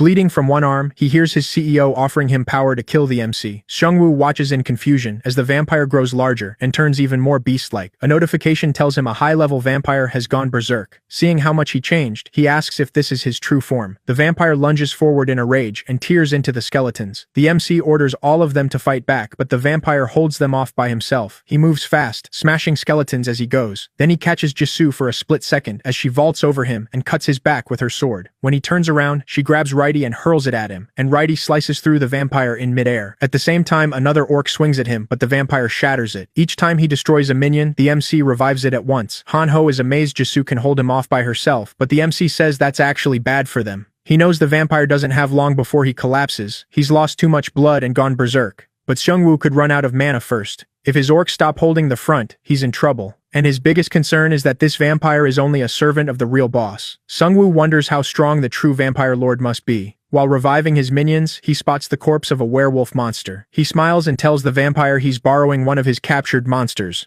With one more werewolf added, all his minions get a new synergy buff. The vampire gets confused when the skeletons suddenly become much stronger. Seongwu orders his werewolves to tear the vampire apart. They obey and start eating him alive. Seongwu looks him in the eye and tells him to let his boss know his little Hwaseong business is bankrupt now. He gets 10,000 gold for the kill, but the system marks the vampire as a player. The MC realizes he might be able to turn the corpse into a minion. Before, he cut vampires' heads off to stop regeneration, but this one still has his head, so conversion should work. He revives the body as a vampire skeleton and tells it that it works for him now, not the vampire lord. Then the MC gets a notice saying he can view the memories of corpses under his control. He wonders what that means and checks the vampire's memory. He's never been able to view a minion's memories before, so he wonders if this is a new skill.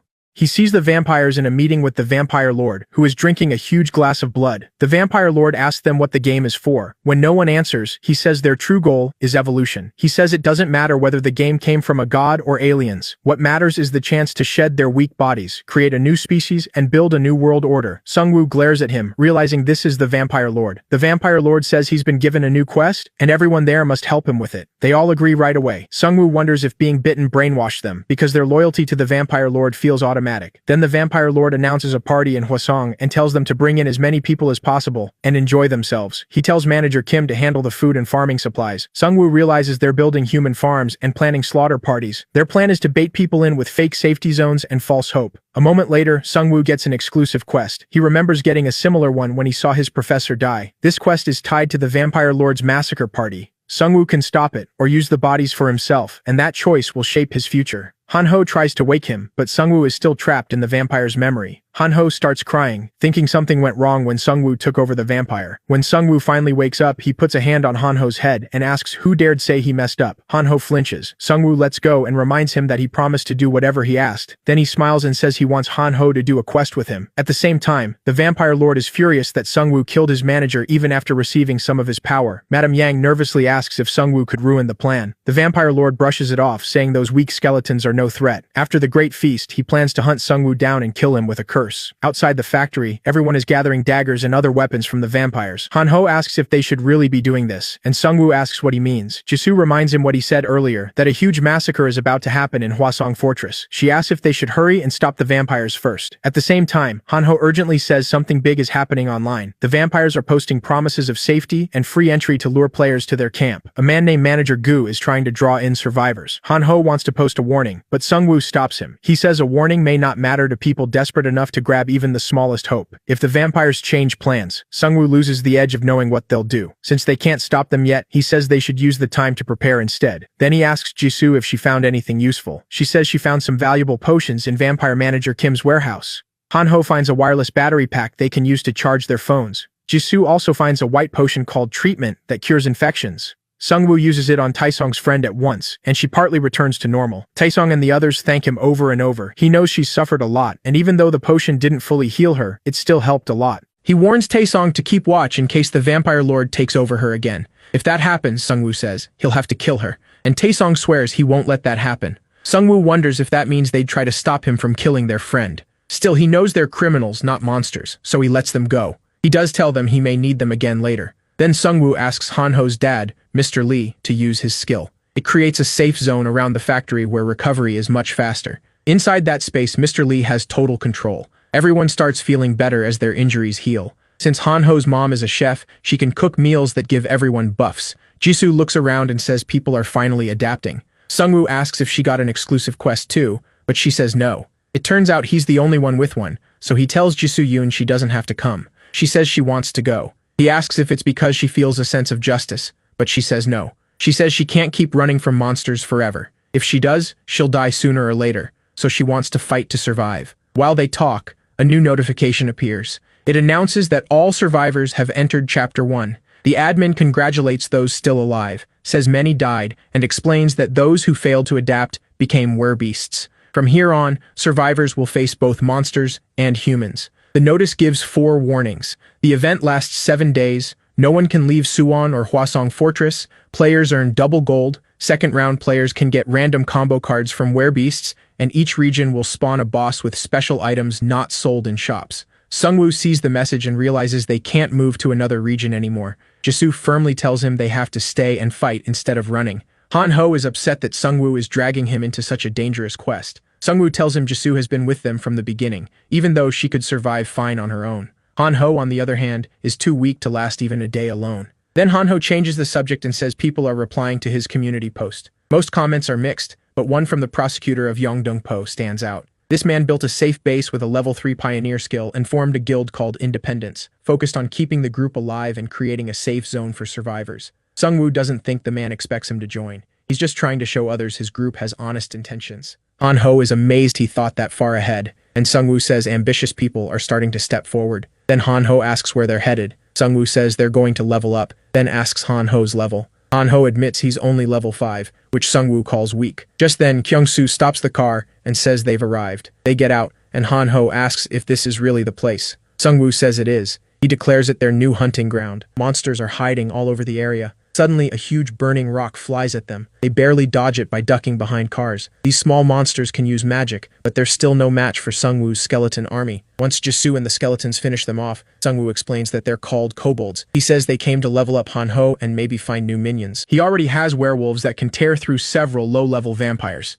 Jisoo calls Seongwu over and tells him to look at the grocery store. The parking lot is covered in bodies, reminding her of their old campus. Seongwu realizes this was probably one of the tutorial sites. She asks if there could still be survivors inside. Seongwu says crowded places draw monsters, so the odds are low. Hearing that, Kyung-soo guesses rural areas or small places like Jeju Island might be safer because fewer people live there. That gives Jisoo some relief, since her family lives there. She notices Seongwu looking at her and says he doesn't need to worry. She never expected to see them anyway. She adds that they're probably fine since they're all important people. Seongwu can tell her family situation is complicated, so he doesn't press her. As they enter the mart, the entrance seals shut with magic, turning the place into a dungeon called the Sorcerer's Fortress. The only way out is to beat the boss. A huge magic circle suddenly appears under them and teleports everyone to different places. Han-ho drops from the ceiling into a group of kobolds, who mock the weak human they just caught alone. At first he thinks he can take them, but once he realizes he's by himself, he panics. His life expectancy drops from half a day to 30 seconds.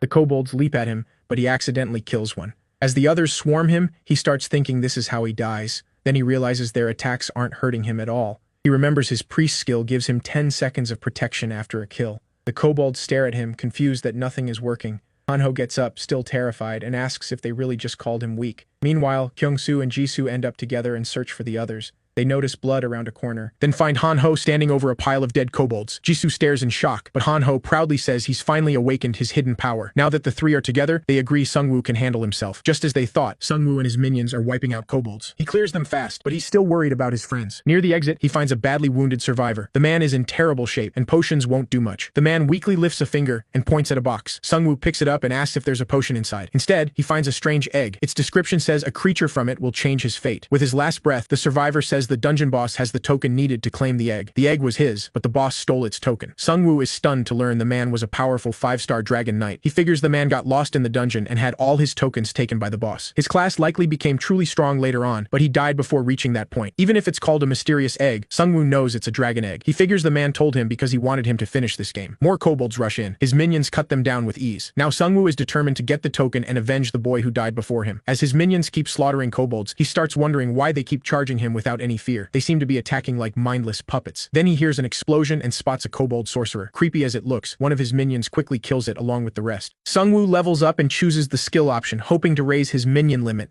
Instead, he gets a new skill, Corpse Explosion, which uses 10 mana to blow up a body. He gets to test it right away when more monsters charge him. He tells his minions to stay back and uses the skill on a corpse, triggering a huge blast. The kobolds outside flinch when they hear the explosion. Then Righty suddenly bursts through the door and wipes them out. Seongwu praises him, and Righty beams. Soon they find the dungeon boss wrapped in roots. It's a high-level kobold sorcerer inside a force field that can only be broken by destroying 3 cores hidden around the dungeon. Normal attacks won't work. Seeing that shield, Seongwu understands why the boss stayed put while its guards fought for it. Then the boss casts a deadly spell that will kill anyone under level 10 in an hour. Seongwu immediately realizes everyone in his group is below level 10. Those kobolds rushing him before were only buying time for this spell. He sends his minions at the boss, but the shield blocks everything. Thinking fast, he orders them to stack kobold corpses around the boss, then blows them all up in one massive explosion. But when the smoke clears, the boss is completely unharmed. Angry, the boss burns some of its own health to speed up the spell, cutting the time to 52 minutes. Seongwu grows tense. Now he has even less time to find the cores. Frustrated, he decides to go after the cores since that's the only way to stop the curse. By reading memory fragments from revived kobolds, he learns where they are. Righty quickly destroys the first of the 3 cores. Seongwu now has only 19 minutes to find the other 2. He keeps moving, reviving monsters and digging through their memories. He soon finds the next core's location and heads to the first floor. On the next floor, they find dead kobolds, and Seongwu wonders if Jisoo killed them. Then he gets a notice that the second core is destroyed and figures she saw the instant death warning too. He spots someone fighting kobolds ahead and assumes it's her. He calls out, telling her to find Han-ho and Kyung-soo. To his shock, the one crushing kobolds is Han-ho. Holding a dead monster, Han-ho coolly says Seongwu is late. Seongwu can only wonder if he's dreaming. At that moment, Jisoo arrives and says she destroyed 1 core, but Seongwu is far more curious about what happened to Han-ho. Han-ho acts like a hero and says there's no time to talk. They need to find the last core. They only have 13 minutes left. When they reach the final core, the kobolds defend it desperately. Knowing they can't waste time fighting, Seongwu tells everyone to focus on the core. Jisoo finds it soon enough, but the timer is already down to 10 minutes. Seongwu gives Righty a boost as he jumps over the kobolds and smashes the core. With the shield gone, they have just 9 minutes to kill the boss. Seongwu is furious and vows to make it pay. Han-ho drops back to normal and says the boss should be easier to kill now that Seongwu can blow up corpses. Seongwu says he already used that trick in front of the boss, so it may be ready for it. Han-ho suggests blowing up the whole building, which gives him an idea. He tells everyone to regroup and head to the boss room. They make it in time, and a fireball from Seongwu's kobold sorcerer interrupts the instant death spell. Staring it down, Seongwu angrily asks if that's all it's got. Furious, the boss transforms into a fallen tree spirit, roars, and attacks. It tears through his minions with ease, then swings at the group, who barely dodge. Jisoo slashes a branch with her fire sword, but it quickly grows back. Seongwu tells her to move and orders his werewolf to hurl dead kobolds at the boss. He detonates the bodies as they get close to its face. For a second he thinks the smoke means it's dead, but the boss regenerates again. Then a kobold sorcerer's fireball strikes it from behind. The group keeps hammering it with fire, but it still won't stop healing. Seongwu tells them to keep attacking. Then a notice appears. The boss is out of mana and is now burning its own health. He smiles, revealing he's been draining its mana with the devil's bloodstone. Even without mana, the boss keeps coming, so Seongwu orders everyone to fall back. It tries to chase them, but collapses from weakness. Before leaving, Seongwu looks back and reveals he left most of his skeletons on the first floor. Once everyone is safe, he detonates the pile of kobold bodies his minions stacked under the boss. With no mana left to heal, it dies. For killing the fallen tree spirit, Seongwu gets 12,140 gold and reaches level 10. The system also gives him a roulette ticket for being the 69th person to hit level 10, and his minion limit goes up by 5. He also gains a new skill, Death Response. It lets him summon 10 zombies for 10 minutes without using his minion slots. That means he can now control up to 25 undead. On top of that, he gets the Dragon Knight's token. Raising his sword, Seongwu feels sure he can beat the Vampire Lord now. The Dragon Knight's token turns out to be the Masterless Sword, which gives him 6 extra strength. He still can't open the dragon egg because he isn't a dragon tamer, but he learns it can hatch after 5,000 days. That time can be shortened by killing strong monsters with the sword. Seongwu realizes he'd have to wait 13 years to use the egg. Jisoo says that's probably the penalty for not having the right class. Seongwu says he can earn the sword's approval by killing monsters, so the more he hunts, the faster the egg will hatch. Since the sword also boosts his strength, he's still happy to keep it. Han-ho points out that Seongwu's phone is ringing. He gets a message from Tai-seong, who was sent to Haegung Square to watch the vampires. Tai-seong says a lot of people are there, but no vampires have shown up yet. The message reassures Seongwu that he's still safe. Back at the factory, Seongwu had told him to blend in with the survivors and keep watch on the vampires. He also told him to send a private message if anything happened. Tai-seong gladly took the job since he'd already been around vampires the whole time. It seems he still hasn't spotted any vampires in the so-called safe zone. Just then, one of his orc skeletons reports finding 2 dead werewolves. Seongwu wonders if the tree spirit killed them. He revives both and adds them to his army, bringing his werewolves to 5 and his total minions to 15. Fully prepared, he heads for Hwaseong to wipe out the vampires. Meanwhile, the survivors start getting nervous because the people who invited them still haven't shown up. Then the vampire master walks in and tells them to get ready. When one asks if it's time to feast, he just smirks and says they're going to kill the people who attacked the factory. The other vampires are confused. They thought the party came first. The vampire master says the plan changed because that guy is nearby. He wants him dead before he can ruin their plans, and since the order came straight from the vampire lord, no one should hold back. Tae-seong sees the vampires move out and quickly texts the MC. The vampires reach the elementary school while searching for the MC. He's still marked by the vampire curse, so they can track him. They mock him for being careless. A little farther in, they find a dead dire wolf. From the claw marks, they guess one of his werewolf minions killed it. Then they spot a trail of blood and follow it. The Vampire Master can't believe their area manager lost to a loser like this. They call the MC an idiot for not knowing blood draws monsters. One vampire notices the blood trail leads to the auditorium. Once they find him, the Vampire Lord orders everyone to kill the MC at once. They know he controls minions, but one vampire still thinks he can win. He's expecting 5 werewolf skeletons at most. As the Vampire Master serving right under the Vampire Lord, he thinks he can handle 2 himself. With their numbers, he likes their chances. He leads the vampires inside. There they spot the MC with his minions. He only seems to have a handful of skeletons. That makes them even more sure of themselves. So they rush after him. The MC runs until he reaches a dead end, then stops and tells them this will be their grave. The vampires start to feel something is off. He says they counted his skeletons, but they still don't know all his skills. One vampire laughs and asks if he hid a few extra skeletons nearby. Seongwu just grins and says he doesn't control a few bones. He commands an army.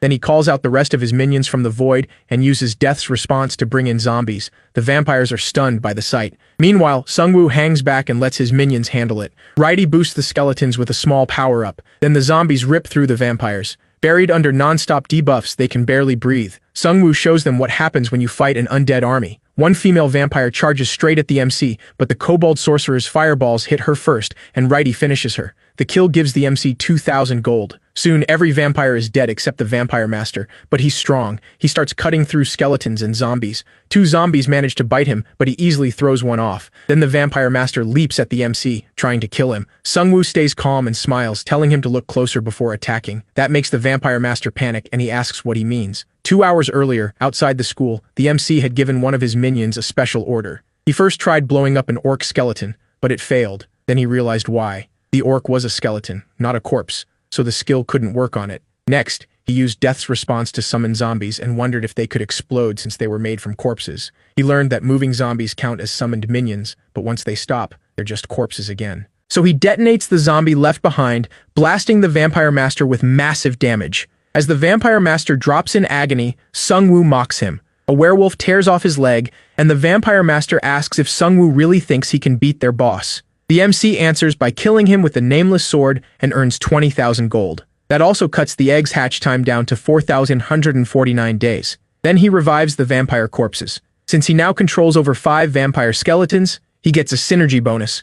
All their attacks cause 5% bleed, and before death they enter berserk mode for a 10% stat boost. With his stronger army, the MC feels ready for what's next. Then Jisoo messages him. The vampires are moving, and the guards are acting shady by taking everyone's weapons before entry. The MC figures the Vampire Lord sensed his royal guards dying and is rushing to catch him. Now those vampire guards all serve him instead. At the survivor camp, an older player notices werewolves stuck on a rooftop. People wonder who put them up there. Whoever did it had to be strong enough to kill them first. It's almost Jisoo and Hanho's turn at the weapon check. Jisoo watches a guard claim they're collecting weapons for everyone's safety. He says they've already killed 4 werewolves, so no one needs arms anymore. She feels sick seeing humans work with the vampires. They're only helping make the slaughter easier. Just then, Taishong sneaks over and tells her her twin swords are hidden like they planned. He says Yongshik, their 2-star swordsman friend, helped with it. Hanho asks if he prepared the other thing too, and Taishong says yes. After the check, they blend in with the other players. Soon the Vampire Lord shows up with his masked minions, clearly furious about the MC. Hanho quickly realizes it's the Vampire Lord and figures the masks are hiding their fangs. Their swords are hidden safely, so now they just need to wait for the MC. As the Vampire Lord begins speaking, the masked vampires spread out and surround the whole crowd. He tells them humanity is doomed because humans are weak. Then the Vampire Lord removes his mask and says they were born to be sacrificed for the next stage of evolution. Panic spreads as the vampires begin attacking. The survivors rush for a way out, only to find electric fences around them. The whole camp was a trap. The Vampire Lord smiles at the chaos while Jisoo tries to guide survivors to safety. Then he spots the swords in her hands and wonders how she got a weapon. At that moment, Kyungsoo slams a school bus into the fence. The electric barrier breaks, giving the players a path to escape. Jisoo and Hanho jump out and lead survivors through the opening. Furious, the Vampire Lord turns and sees the MC stepping off the bus. With a smirk, he calls the Vampire Lord the Mosquito King. Then he looks at the vampires and asks why they aren't having fun. The Vampire Lord laughs and says he showed up right on time. Baring his fangs, he says they're about to have a lot of fun. Then he turns to Madame Yang and says their party is off to a bad start. She says they're missing the main course and orders the vampires to surround the fleeing survivors. The Vampire Lord asks if he's trying to save the survivors, but the MC says his teammates can handle the vampire girl. Hearing teammates, the Vampire Lord laughs and says in another situation, he might have hired him. Seongwu says he doesn't need that. He already has friends on his side. Suddenly, a werewolf skeleton bursts from the bus and lunges at the vampire lord. He scoffs, asking if the MC really thought that could kill him. But as he grabs it, he realizes it's a trap packed with goblin corpses. The MC detonates it, setting off a huge explosion. The vampires panic when they see their boss on the ground, though they tell themselves he can't go down that easily. Then they see the MC run into the bus and chase after him. Inside, all they find are piles of monster corpses. Seongwu slips out through a hole, then blows up the bus and wipes out a big chunk of the vampires. Meanwhile, Madame Yang is hunting survivors with human helpers. When they hear the blast, they wonder if something happened to the vampire lord.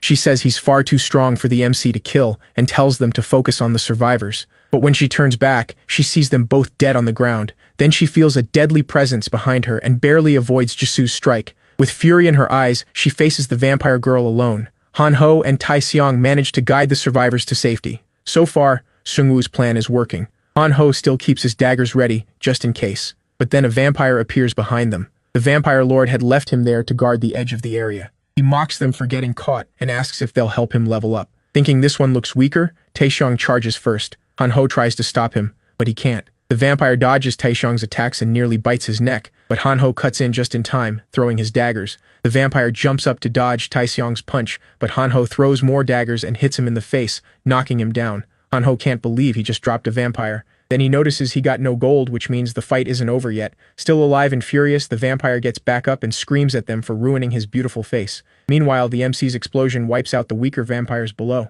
but he knows the real threat is still coming. Then the vampire lord lands on the bus, this time with wings. Bro really bought the premium skin. The MC knows this won't be easy. As the vampire lord charges, he summons his undead from the void. When the vampire lord crashes into the middle of the orc skeletons, he tears through them with no trouble. Seeing they won't hold him long, Seongwu raises zombies from the ground. The vampire lord is a little surprised, but he doesn't care. He knows they can't really hurt him. As the vampire lord kills one of them, the MC quickly tries to blow up the corpse. This time, the vampire is ready. He uses blood fly to fire a high-pressure blood mist. It's not that strong, but it is enough to stop him from blowing up the corpses. Changing plans, Seongwu sends in the werewolves and activates Cerberus synergy to boost them against one target. But the vampire lord cuts down 3 werewolves with a single swing. Seongwu knows he cannot win up close, so he orders his troops to attack with spears. As he dodges them with ease, the vampire lord says, "This is boring." He calls it the limit of humans who never evolved. Seongwu asks if monsters like him are what he means by evolved. The vampire lord proudly says they are far better than humans. He says the strong are meant to rule the weak.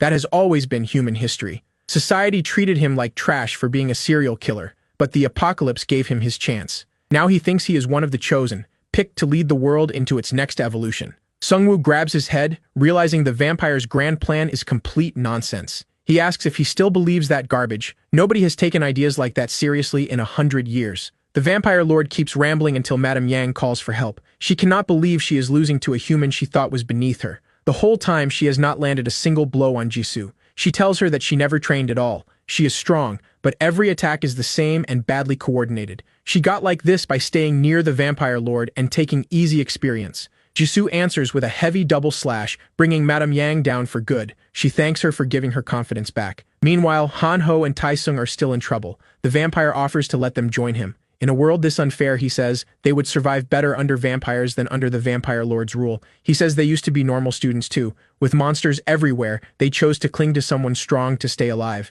He asks again if they want in. Han-ho says he has a point, and Tai-seong thinks he is about to switch sides. But Han-ho says the side he picked is much stronger than theirs. Then a motorbike rider appears behind the vampire, pulling his eyes away for a split second. Han-ho instantly throws a dagger. The vampire dodges, and the blade hits the rider in the chest. He is fine because a minion is sitting in front of him. That was Han-ho's plan. The real target was the goblin. Han-ho shifts into his Gigachad form and stands right in front of the vampire. The sight makes the vampire shake. He swings with everything he has, but Han-ho does not budge. It feels like punching solid metal. Han-ho looms over him and drives in rapid stabs with high-speed slash. Tai-seong and Kyung-soo jump in too, and the three attack together. The vampire tries to hit Tai-seong, but Han-ho takes the blow with his own body. He says he has been building agility this whole time, so the vampire has no chance of escaping. He keeps tanking hits while the other two try to finish the job. The vampire realizes their solo attacks are weak, but together they can knock him out. On top of that, they have a fast-moving tank protecting them. As Han-ho keeps stabbing, he notices his power fading. The vampire realizes the skill must have a time limit. Right then, a goblin is thrown at Han-ho. He kills it with his knife and refreshes his skill. One of the others has been assigned to toss goblins to him from a safe distance. Han-ho taunts the vampire, saying he can power up as many times as he wants. They have plenty of goblins ready. He reminds him of what he said about surviving by staying with the strongest. He says he was dead wrong. Real survival comes from friends you can trust. Han-ho is really about to beat a vampire with friendship power. Then he strikes a goofy pose and says they survive with love and peace. The vampire starts shaking and says he is only losing because they are jumping him. To be fair, he is not wrong. Meanwhile, the vampire lord watches his elite vampires die one by one and grows furious. Seongwu tells him he is next, and he already knows all his weaknesses. First, the vampire lord cannot use weapons. At first, Seongwu thought vampires just did not need them because of their claws, but after controlling some as minions, he learned their class actually forbids it. That is a huge weakness. Second, he has low defense and high healing, and his movements are wide and wasteful. Third, he has no mana, so all his skills depend on blood. The MC reveals he has been using Devil's Bloodstone to drain the Vampire Lord's health, and the last weakness is his big mouth. Seongwu says if he were him, he would stop talking and kill the Necromancer first. Furious, the Vampire Lord activates a blood field and charges at him, but Righty steps in and parries the attack. Then Righty throws a bottle of slime liquid into the Vampire Lord's face. The acid melts his skin and clouds his vision. With little blood left and no strength to heal, he is finally exposed. Seongwu orders his minions to finish him. The Vampire Lord is still dangerous, but he is clearly weakening. Drawn by blood, he rushes toward werewolves hanging from a nearby building as trophies. He reaches the roof, only for a werewolf minion to ambush him from above and stab him. Seongwu mocks him and reveals he had been getting his werewolf minions from that building all along. Badly hurt, the Vampire Lord crashes to the ground. Seongwu decides to make the ending dramatic, so his minions throw the Vampire Lord into a room packed with monster corpses. He blows up the building and finally kills him, earning 10,000 gold for taking down a special player. He also gets 30,000 gold and a C-rank item ticket for clearing the No Country for Wicked Men quest. His destiny changes and grants him an exclusive skill. When his group arrives, they celebrate the win together. He looks at them and smiles. The world may be ending, but he plans to stay with them. The next morning, everyone is praising him. Some were saved earlier by Seongwu's group, and Han-ho says more and more people recognize them now. The celebration is cut short when a unit of soldiers arrives, led by Sergeant Kim. He says he saw the huge fight from far away and wanted to know what happened. Seongwu greets him with a smile and says he is glad he is okay. Then he asks why he came. Sergeant Kim explains they had been tracking a group that claimed to be building safe zones for survivors, but they never expected things to turn into this kind of mess. Seongwu looks them over and feels relieved they did not try fighting the vampires because they do not seem very strong. Kim then tells him someone wants to meet him. Seongwu looks confused and asks who. Kim smiles and says the Korean army is still standing. Elsewhere, an army officer looks out the window, 4 stars on his hat. That night, Seongwu stands in an office and checks his profile. He is now level 10 with around 300,000 gold, and about half came from that last battle. He realizes hunting monsters cannot match the rewards from quests. His skill has upgraded too. Now he can make bone armor as well as bone weapons, and when he forms it, the armor wraps around his body at once. It fits perfectly, leaves few openings, and still lets him move well. He decides to equip all his minions with it to make them tougher. The quest also gave him an item, a heroic rank crossbow that can fire without reloading. It is perfect for him since he fights from the back. With all these upgrades, he feels much stronger and thinks he can beat anyone. He suddenly feels a burning heat behind him. He turns and sees his old home on fire, with his parents calling for help. They beg him to save them now that he is strong. Seongwu tries to summon a minion, but realizes he is just a kid again. He can only watch his parents burn.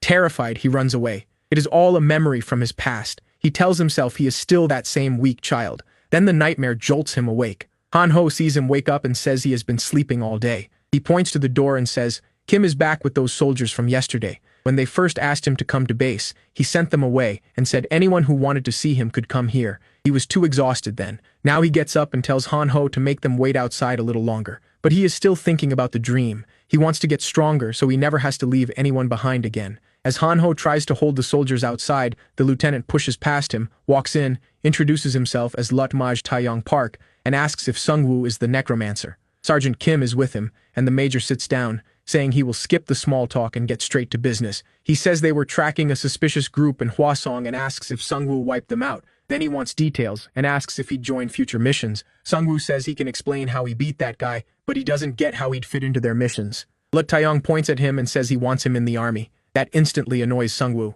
The last thing he wants is to enlist, so he asks why he should join them at all. The lieutenant keeps going on about how, with Seongwu's help, the army and government can restore order. To Seongwu, it sounds like they want him to do all the work. He brings up the prosecutor of Yeongdongpo, saying that man is building a rogue group. He saved civilians, formed Korea's first guild, and set up safety zones. Seongwu thinks the guy sounds impressive, especially since he also beat a boss in his area. But Lo Taeyong sees him differently, because he refuses to follow the government or work with the army. Seongwu coolly says he disagrees. They have no right to call anyone a rogue group. The army and government failed to protect people during the crisis. Everyone had to adjust and survive on their own. He tells the lieutenant he'd rather work as a mercenary than join the army. The lieutenant loses his temper and grabs him by the collar. Seongwu slaps his hand away and stands up to leave. The lieutenant warns that he'll regret turning them down because he won't survive by himself. Seongwu glances back, righty at his side, and says he prefers being alone. Funny thing is, he's not alone at all. He's got an army behind him. The players feel much safer with the soldiers nearby.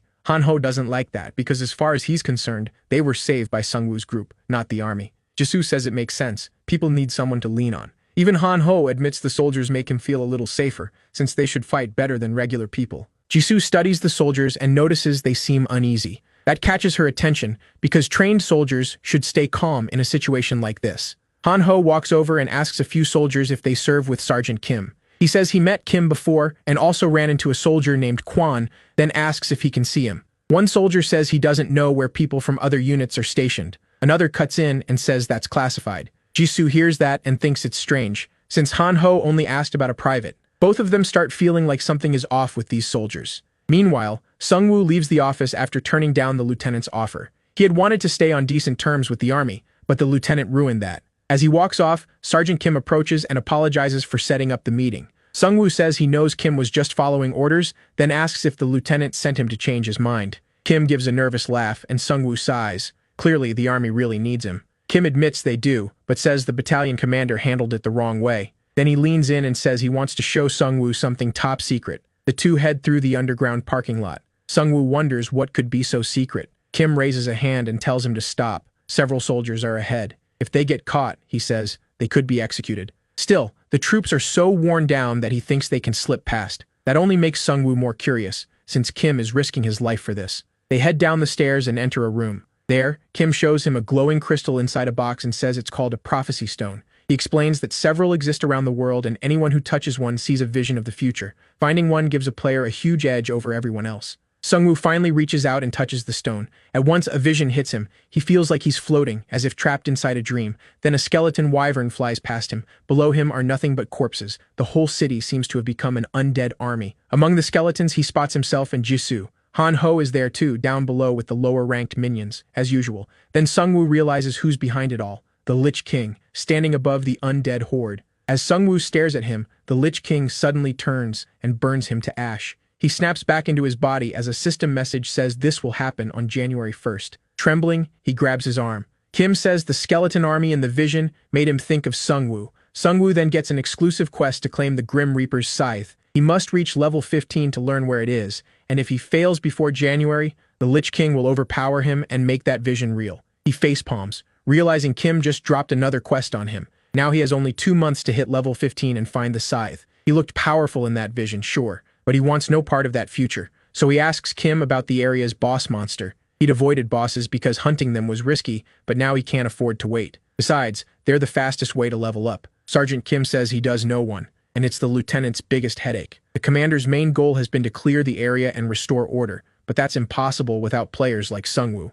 Hearing that, Seongwu agrees to help kill the boss, but he makes one thing clear. He's not doing it for free. The soldiers report back that Seongwu wants over 100,000 gold to work with them. The commander is furious and demands to know how Seongwu dared ask for that much. One soldier says they simply don't have anyone that strong. He saw Seongwu fight vampires alone, and it was unbelievable. The commander pauses, then asks if Sergeant Kang could beat him. The soldier says Kang may be strong, but Seongwu has an army. As much as the commander hates the price, the soldier insists they can't beat him. He's stronger than a whole battalion. While the lieutenant is still thinking, Sergeant Kim arrives and says hiring Seongwu would be more than worth it. He promises Seongwu keeps his word. The army brings in around 60,000 gold a day, so paying Seongwu would cost nearly 2 days of income. The commander knows it's too much, but he has no choice. They have to secure key positions. One of them is the 01 Fighter Wing. A terrifying monster has taken over the airstrip, keeping the army from using its planes. They already sent in dozens of men, but none of them could beat it. If that monster dies, the army can use air travel again.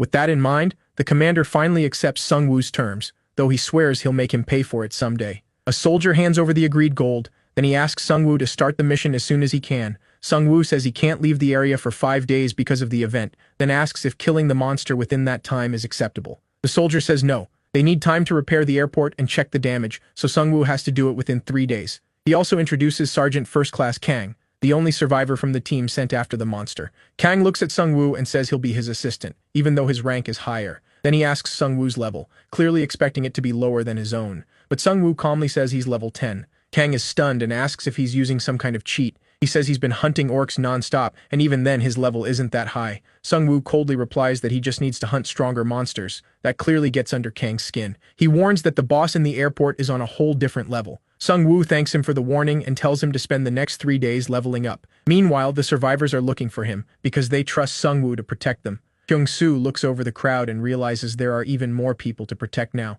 He wonders how they'll handle them all. He already told Han-ho's dad to use the safe zone only in emergencies, since it costs gold to keep active. A mother asks what they should do now. Kyung-soo says they'll build their own town with the survivors left. Everyone who made it this far should have some skill they can use. Those better at daily work can build, and those good at fighting can become hunters. Their goal is simple: grow their gold and strengthen their fighting force. When Han-ho's parents hear the plan, they start clapping. Kyung-soo says it wasn't his idea. Seongwu told him what to do. He doesn't feel worthy of praise after failing the people who trusted him. Seeing that, Han-ho's dad tells him he did his best, and leading people at all takes real courage.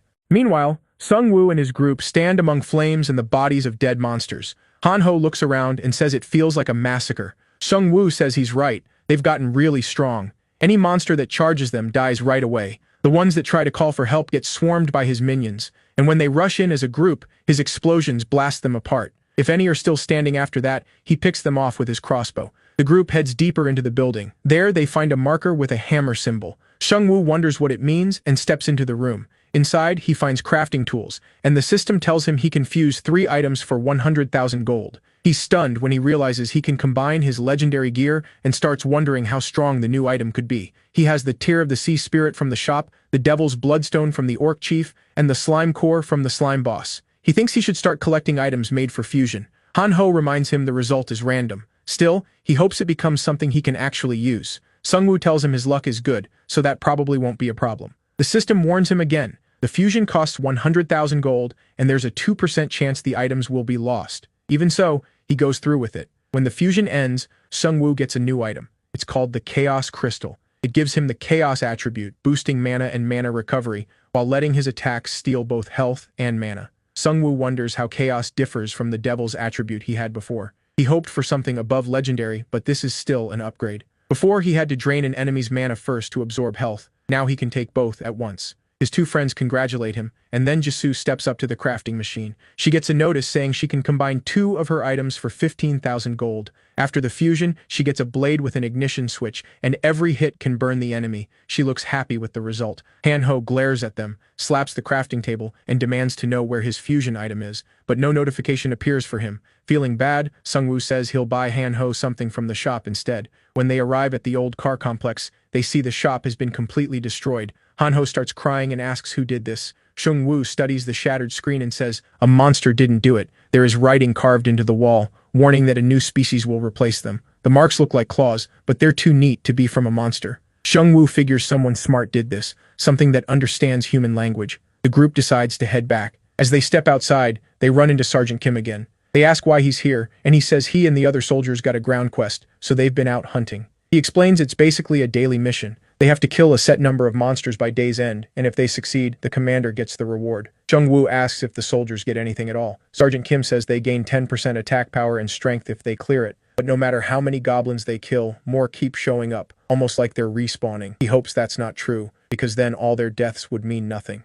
Jisoo asks if any soldiers tried to run, since they must want to see their families. He says many did at first, but that stopped once they realized they couldn't survive alone, and the army never treated desertion kindly. Now they're just being sent on these quests every day with no real plan. It feels like the army is only trying to stall. They even take all the soldiers' gold, so they can't use the online forum. Seongwu sees the army still hasn't adapted. That's why groups like the Yongdongpo Prosecutors Guild had a better shot at growing. He moves on, but offers to treat any injured soldiers in their town. Back in town, the players are suddenly attacked by huge bear monsters. The defense team tries to hold them back, but they're outmatched. The beasts tear through the defense line with ease. The players abandon their posts and run for their lives. Kyung-soo shouts for them to come back, but nobody listens. Then one of the bears looms right over him. He can't help wondering why this had to happen while Seongwu was gone. He forces himself up and charges the bear with his spear. He strikes one in the eye and blinds it. That gives him a burst of confidence, and he thinks he might be able to hold them off a little longer. But another bear sneaks up and claws him almost at once.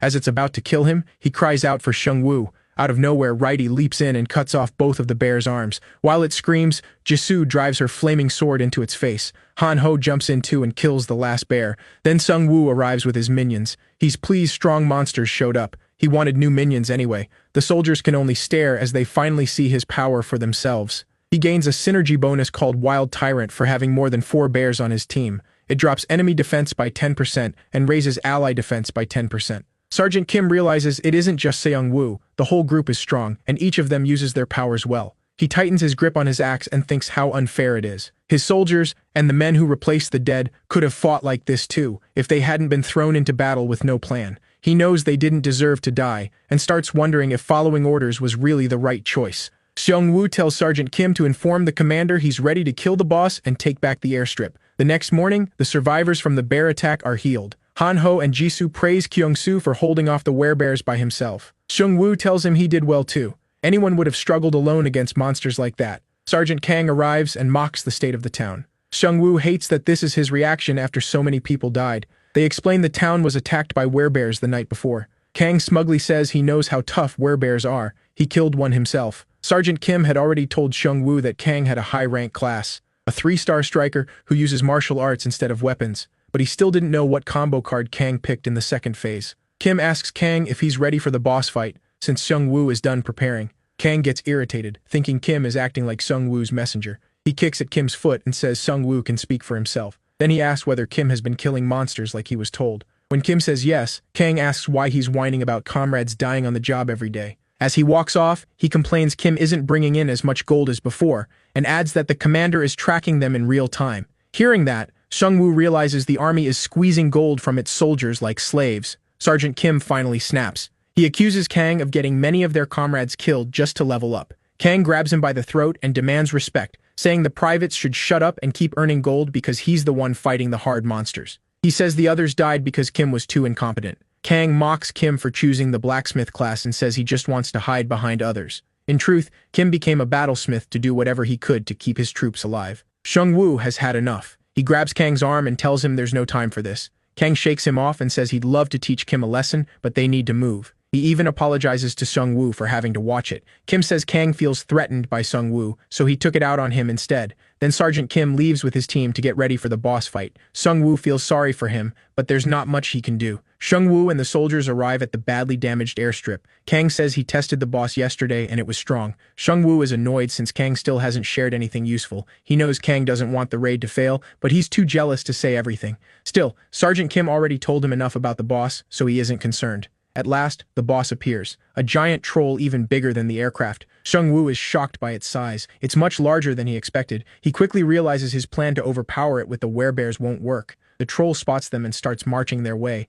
Kang sneers that it's not too late to hand over the 100,000 gold and run. Seongwu raises a hand and says he's fine. He never had just one plan. Seongwu uses death response and sends his zombies to cling to the troll's legs, but the troll crushes them instantly with one earth-shaking slam. He blows up a zombie to hit the troll, but the monster heals almost right away. The MC realizes its defense is insane. The curse should have weakened it, but the boss barely seems affected. It doesn't have special powers like the slime or the vampires, just overwhelming brute strength. Kang starts running his mouth again, saying they can't even retreat without losing more soldiers, but the MC has no plan to leave before killing the boss, so he holds his ground. Even though Han-ho is terrified, he still stands beside Jisoo and his friend to bring the monster down. At the same time, the company commander tells Lit Kong that the Yongdongpo prosecutor is growing stronger by gathering survivor groups. He wants to post on the forum and tell the public how the army is doing, but the lieutenant shuts that down, saying they can't trust an unverified network. He says information is everything, and if they reveal themselves, they could expose their location to the enemy.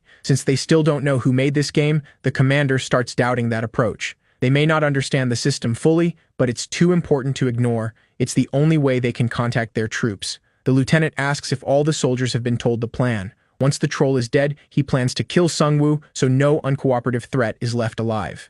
He already sent Sergeant Kang to handle it and take all of Seongwu's valuables. The lieutenant is still worried about the MC's friends, especially Jisoo, and asks if they could be a problem. The commander brushes it off, saying she's just a girl, and the other friend is basically useless. Calling him useless after last chapter is wild. The lieutenant tells him to head to the airstrip and make sure everything goes smoothly. He wants them drained of gold before they're killed. The commander realizes this feels less like a mission and more like straight-up robbery. Back at the fight, Han-ho tanks the troll's attacks with his invincibility skill, barely feeling them. As the troll slows down, Jisoo stabs it from behind and leaves her sword lodged in, with an invincible rope attached. Han-ho then runs around the troll with the rope, shocking Kang, who thought the MC's friends were just dead weight. Watching them fight, he starts wondering if Seongwu got famous by stealing credit for their work. Han-ho's invincibility is almost out, but Sergeant Kim has fresh goblins ready to recharge it. Han-ho throws a knife, kills a few goblins, and his force field turns back on. Sergeant Kang can't believe Han-ho is killing goblins in the middle of a boss fight, then realizes the skill only stays active if he keeps killing monsters. He looks at Jisoo and figures she isn't trained to fight humans. In his mind, that still means he can take her. Still, he never thought things would turn out like this, and starts wondering if he should kill the MC now. As Seongwu faces the monster, he remembers the plan. Han-ho and Jisoo wanted to tie up the troll's feet with a rope, but he thought it was too risky and said his minions should do it. Jisoo argued that if his minions failed, they would have a better shot at tying it down. The MC still worried about how dangerous it was and said he needed more time to think. Jisoo told him he wasn't their babysitter, they were partners, and he needed to trust them. Back in the fight, the two of them pull it off, tying down the boss and bringing it crashing down. He tells them he's impressed by how much they've grown. Now it's his move. He uses Great Spirit and summons all his minions from storage. Sergeant Kang freezes in fear, wondering if this is a Necromancer's real power. One minion brings him the Dragon Knight's masterless sword, and he rushes the boss. With the troll pinned down, everyone attacks without stopping. The boss manages to swallow one of the orc skeletons as it tries to strike, but the MC instantly detonates the skeleton's bag of corpses, blowing up the inside of its mouth. Then he steps in and brings the masterless sword down on its head,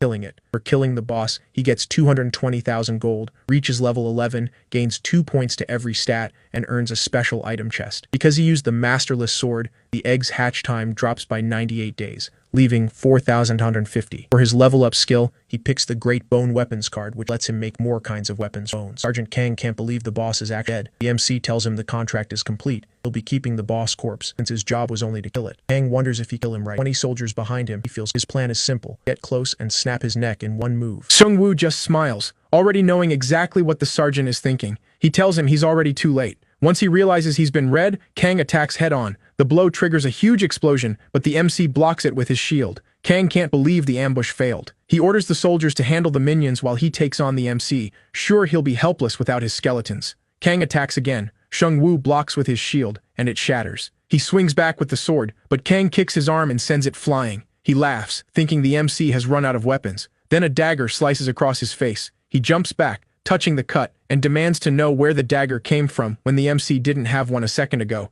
Seongwu says his armor is made of bones too, so he can turn it into weapons. The sergeant snarls that he's still much better in close combat, then he suddenly finds himself surrounded by skeletons. The MC reminds him he can make weapons from skeleton bones too. Using the skill, he forms bone spears and pins Kang in place. The sergeant calls for help, but his soldiers reveal they've already chosen the MC's side. Sergeant Kim says they've finally decided to survive. They're done being led to slaughter like sheep under Kang. Kang screams that this is mutiny. They aren't even fighting to protect civilians, they're just earning gold for the army. The rest of the soldiers back Sergeant Kim and say he's right. Then the company commander arrives and demands to know what's happening. Sergeant Kim tells him the other platoon exposed the real mission, and they refuse to serve an army like this. The company commander tries to bully him back into line. He warns that nobody can survive alone in this world, and Jisoo says he's only making things worse. The commander keeps yelling, threatening penalties if they leave. Kim looks at Seongwu's group and realizes fear of punishment is what turned them into slaves. But with the MC and his friends beside them, they have nothing left to fear. Sergeant Kang finally snaps and pulls out a syringe. The commander tries to stop him, but Kang injects himself and turns into a savage, tiger-like beast. Driven mad and far stronger, he kills the company commander. Then he charges the MC, but Jisoo cuts in first. She goes for his head, and when he tries to counter, she ducks with help from Supreme Sense. With her flaming sword, she stabs through his paw. Even so, Kang is strong enough to grab her one-handed and throw her away. She spits up blood from the impact. Then the were-tiger gets a new synergy notice. The MC has summoned more than 3 canine skeletons. Furious that Jisoo got hurt, he gives up on taking Kang alive. He orders all his skeletons to rip him apart. Meanwhile, the lieutenant brightens when he sees Sergeant Kim returning from the mission. Kim reports that the boss was killed, but the company commander and Sergeant Kang are dead. The lieutenant nervously asks what they did to the MC. At that moment, Seongwu walks in with the were-tiger as his newest minion and says they need to talk about the mission. When Kim returns to the soldiers, they're confused because he was supposed to be out on the mission. That confusion turns to fear when they see the minions behind him, and they call it treason. Kim just smiles and tells them they're free now. Meanwhile, the MC throws the lieutenant down in front of the commander. The commander says he's disappointed. The MC understands why the soldiers obey him. He sends them to die, and if they resist, he calls it treason. The commander insists it was a real mission. He says they survived only because they acted fast and found a new way to lift morale. The MC asks if he means the game's synergy effect, the same thing he once called an enemy. He makes his troops fight for him and punishes them if they refuse. The commander slams his cup down and argues that it helped the soldiers stay alive. He admits that when the apocalypse began, they sacrificed many of their own men to push the monsters back. Because of that, they got a special synergy. The commander says it forces soldiers to obey him. Every day they must clear a group quest for a small buff, and anyone who resists or tries to leave gets marked for nearby monsters. Every other unit nearby was destroyed, but his survived by constantly throwing soldiers into battle. The MC tells him he's only fighting mindless, disorganized monsters. He says this world is like a survival game, with humans used like pieces by some higher power.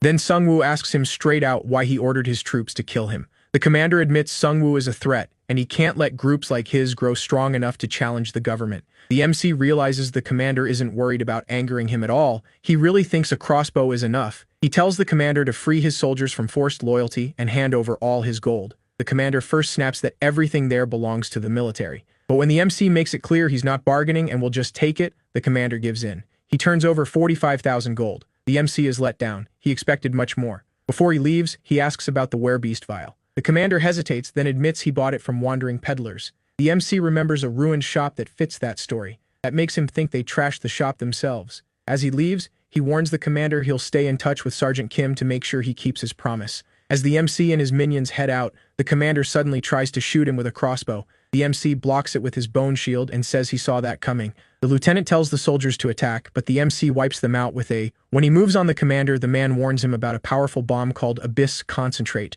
which he got from the peddlers. He says they'll both die if he hits the button. The MC calmly tells him to do it. He's curious what the Abyss effect feels like. The commander starts to panic when even his final card fails. Then a skeleton smashes through the window, grabs the remote, and crushes the commander's hand. The MC then orders the off. After cutting off the commander's head, he notices the man was only level 3. All he ever did was hoard gold, and in the end, he still didn't have enough. While thinking it over, the MC finds a locker. Inside, he discovers a few leftover supplies, including werebeast vials that can turn someone into a monster for a short time. Outside, Han-ho is trying out his new healing skill on Jisoo. He asks why she isn't using healing potions, since they'd work better. She says too many injured soldiers still need them. He also asks why she doesn't need to practice his skills to level it up. He glances at the minions and feels a little hurt that they don't respect him. Then Righty pats his back, and his faith in humanity comes right back. The MC comes outside and asks if she's okay. She says she's fine and apologizes for charging in too fast. She really thought she could match the were-tiger because she was a tiger hunter.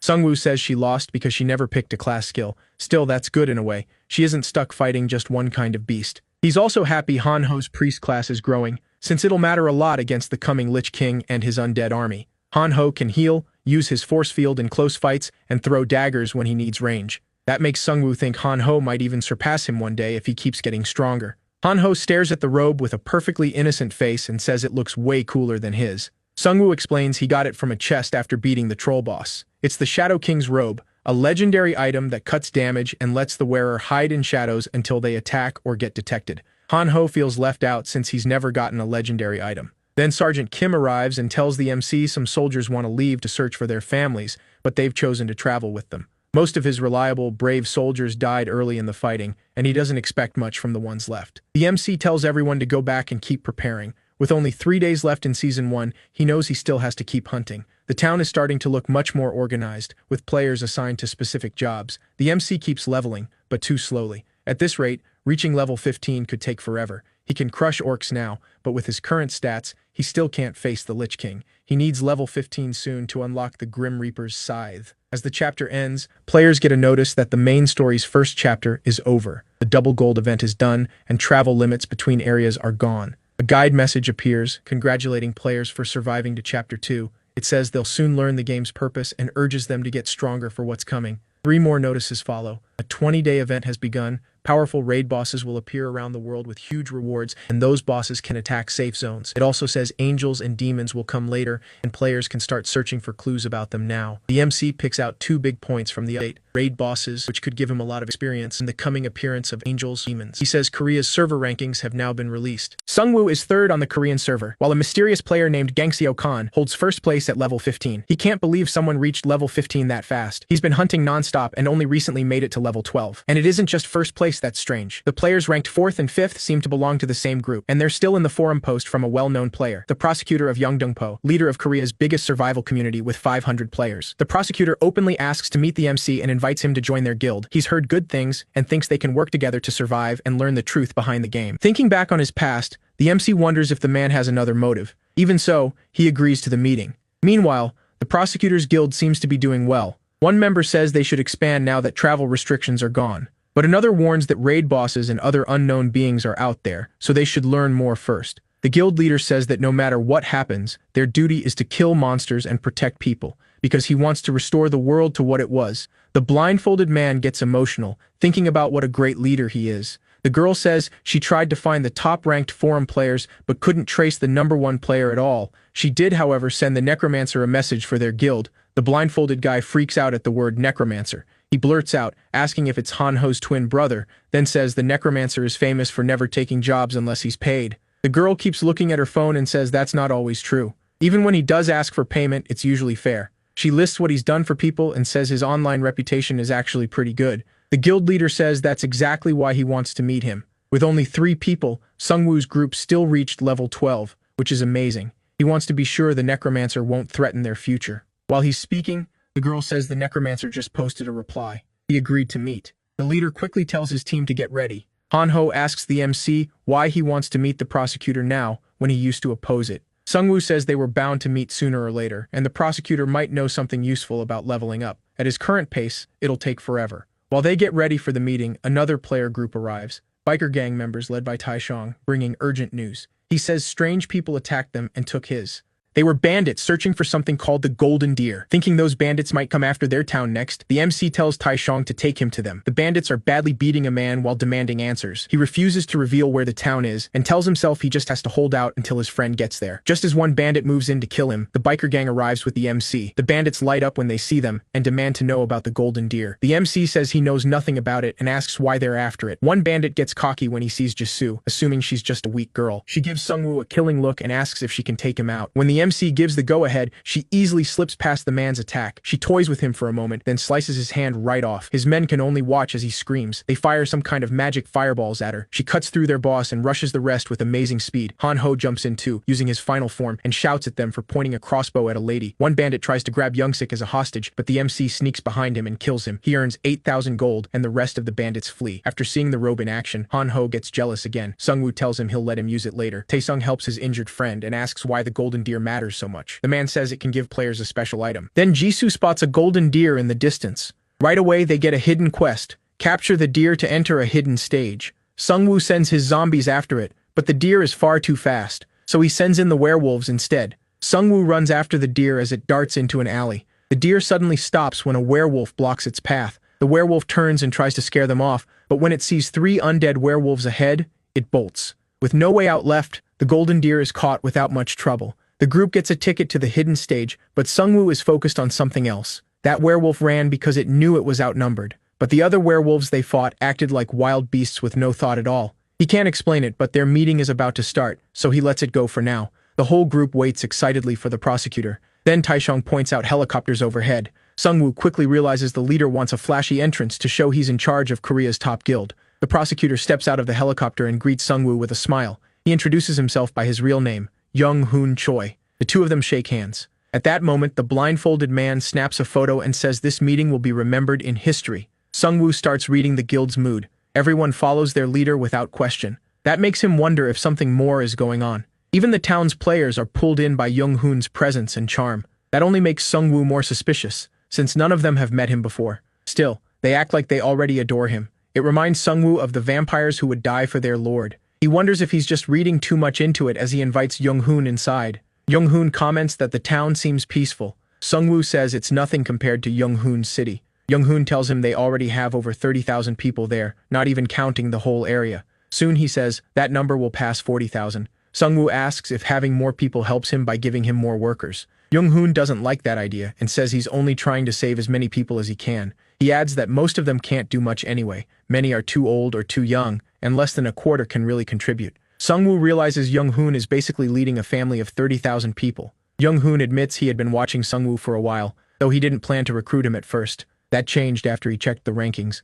Then he saw Seongwu's growth wasn't just luck. He opens up a little more and admits that carrying so many people's trust makes him nervous. Seongwu points out that this doesn't sound like something you'd tell a stranger. Young-hoon explains that he lost his parents when the apocalypse began. He survived by getting stronger, but he never stopped resenting the game. One day, he says, he plans to strike back at it, and for that he needs people like Seongwu. Seongwu asks if he's trying to recruit him into the guild, but Young-hoon pulls out a box and says he wants something more. Inside is a prophecy stone. When Seongwu touches it, he sees a vision of the world tree on Yui Island. It's destroying everything around it. Its roots spread across the island, killing everyone they reach. When the vision ends, Seongwu reads that this future will happen if he fails to stop the fallen ones. Young-hoon says the world tree will destroy their whole world, and the two of them have to work together to stop it. He says it has already taken root on Yui Island, where a raid boss is waiting. Seongwu realizes Young-hoon is building a raid party, and that's why he came for him. With the fate of the world on the line, Seongwu knows he can't really refuse.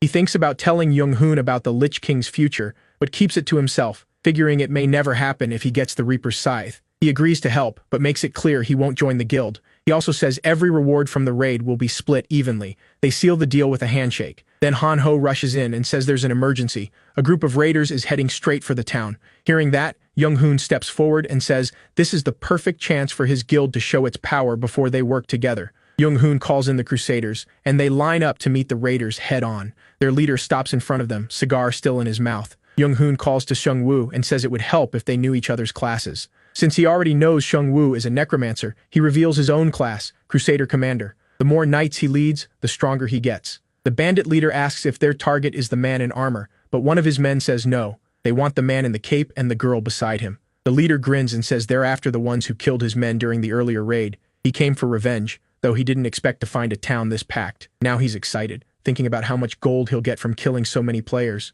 Young-hoon knows these bandits have slaughtered plenty already, so he sees no reason to hold back. He orders his knights to charge, but the bandits came prepared. They open with ranged attacks, hoping to wipe out the knights before they ever get close. As the arrows and spells pour in, Young-hoon lifts his sword and gives them a force field buff that blocks every attack. The bandit leader is irritated but keeps fighting. His men rush in on bikes, but their weapons can't get through the knights' heavy armor. The knights cut through them with ease until a truck suddenly charges in. The driver yells for the bandits to get out of the way. Young-hoon steps up to protect his men and charges a special attack with his sword. The blindfolded man screams for the others to fall back, knowing how destructive that skill is. Then Young-hoon unleashes Cross Spear, a massive burst of energy shaped like a cross. Everything in its path is wiped out. The trucks are blown apart by that single strike. Now the bandits start to panic. None of their tricks are working. In the middle of the chaos, one knight is suddenly struck by 2 axes and killed on the spot. It was the bandit leader. He calls the axes back and says they're vortex blades. Armor means nothing against them.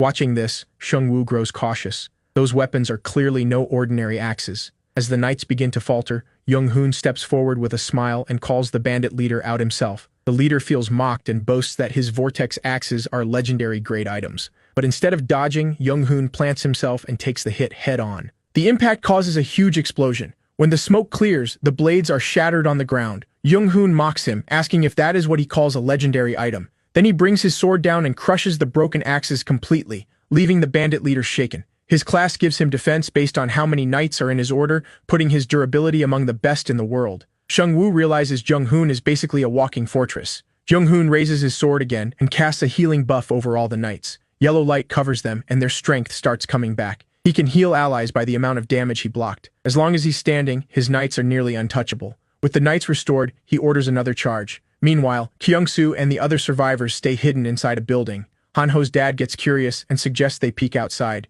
Kyung-soo hesitates, but finally agrees, and the two step out to watch the fight. By then, thick smoke covers the battlefield. The knights are down, and the battle seems to have turned. Knowing he couldn't beat the knights fairly, the bandit leader used a poison cloud he bought from the wandering salesman. It was called Abyss Concentrate. Young Hoon holds his breath in the poison, but his shield can't stop it. He wanted to impress Seongwu, yet now he knows he'll have to go all out. Then he hears Seongwu walking up behind him and turns to see him smiling. Seongwu takes a deep breath of the poison and says he's actually a perfect match for these bandits. Seeing him move through the clouds so easily, the bandit leader gets annoyed and throws another bottle at him. But that only helps. Seongwu seems to enjoy the poison. The bandit forgot he was up against a necromancer, and Seongwu enters his awakened form, saying they're a great match. Seongwu laughs and breathes in the Abyss Concentrate. It's not as strong as the Orc Chief's poison, but it's still enough to wake something up in him. Now he decides to show the Liberation Guild what he can really do. The bandits stare in shock, wondering how he's still standing in the poison. One thinks the gas is faulty and pulls off his mask. It kills him instantly.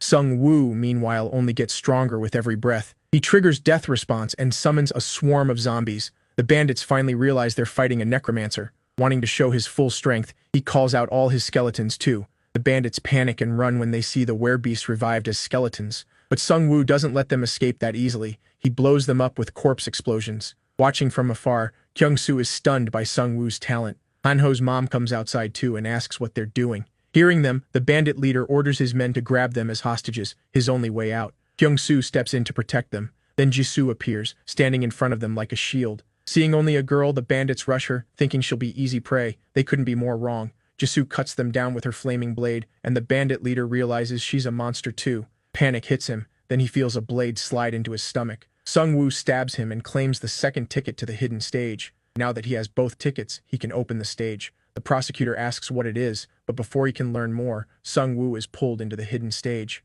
The prosecutor tries to enter the portal, but a message says he can't. He can only wonder where the Golden Gate leads. Meanwhile, the cameraman is still snapping photos of Seongwu. The prosecutor gets annoyed and tells him to stop taking pictures. He warns that there are dangerous people outside, so they have to be careful about what reaches the public. The cameraman agrees and promises to be more careful with what he records. Meanwhile, Jisoo is worried about Seongwu. The prosecutor asks if she knows where he went. She says she has a guess, but even under his charm aura, she won't tell him. He notices her distrust, but since she doesn't shut him down completely, he presses again, saying Seongwu might be in danger and he only wants to help. As Han-ho starts talking, Jisoo immediately shuts him up. The prosecutor asks if she's really going to stand there and leave her friend in danger. She finally tells him Seongwu is in the hidden stage, but they're teammates, and she trusts him to handle it himself. The prosecutor praises her skills and offers her a spot in his guild. He says joining would give her a huge boost in power too. Jisoo turns him down, saying she already has a team she trusts. As she pulls Han-ho away, the blindfolded man glares at her, angry that she spoke so rudely to his leader.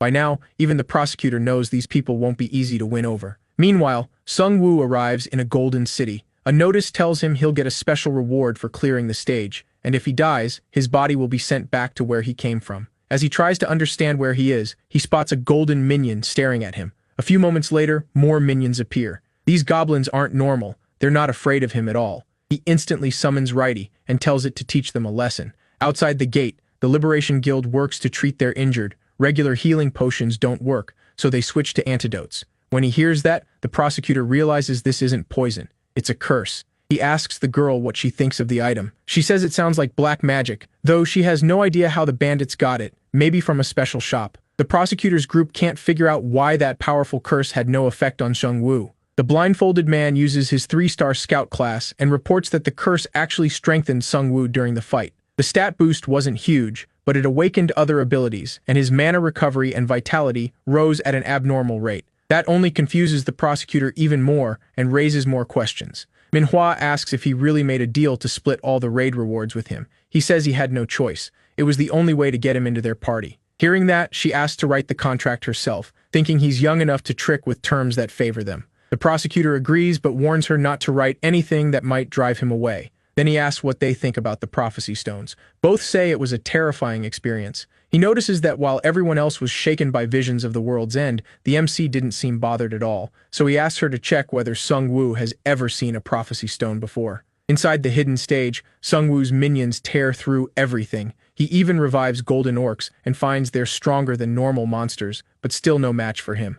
With no one to protect, he can finally fight at full power. All he has to do is kill every monster ahead of him. No reputation, no teammates, no limits. He feels like a one-man army. As he goes deeper, his mind starts to slip for a moment, but hearing his name pulls him back. He looks around and sees his skeleton minions surrounding him. Even with them there, he still feels a little lonely. Soon he reaches a fork with two options, a big treasure chest on the left and a smaller one on the right. He knows the bigger chest means more danger, but also a better reward, so he chooses the larger chest despite the risk. As he heads toward it, not a single monster appears, and that makes him suspicious. He orders his minions to attack. The moment they hit it, the chest turns into a mimic boss. Its bite is brutal, and its teeth are strong enough to shred targets. Seongwu assumes it must be slow since it has no limbs. Because of that weakness, he thinks beating it will be easy. But the boss lunges suddenly and knocks his minions away with ease. Seongwu gets caught in the blow and starts coughing up blood. The mimic turns even more savage and chases him while Righty struggles to hold it back. As he runs, Seongwu realizes his mistake. He assumed a limbless boss couldn't move well.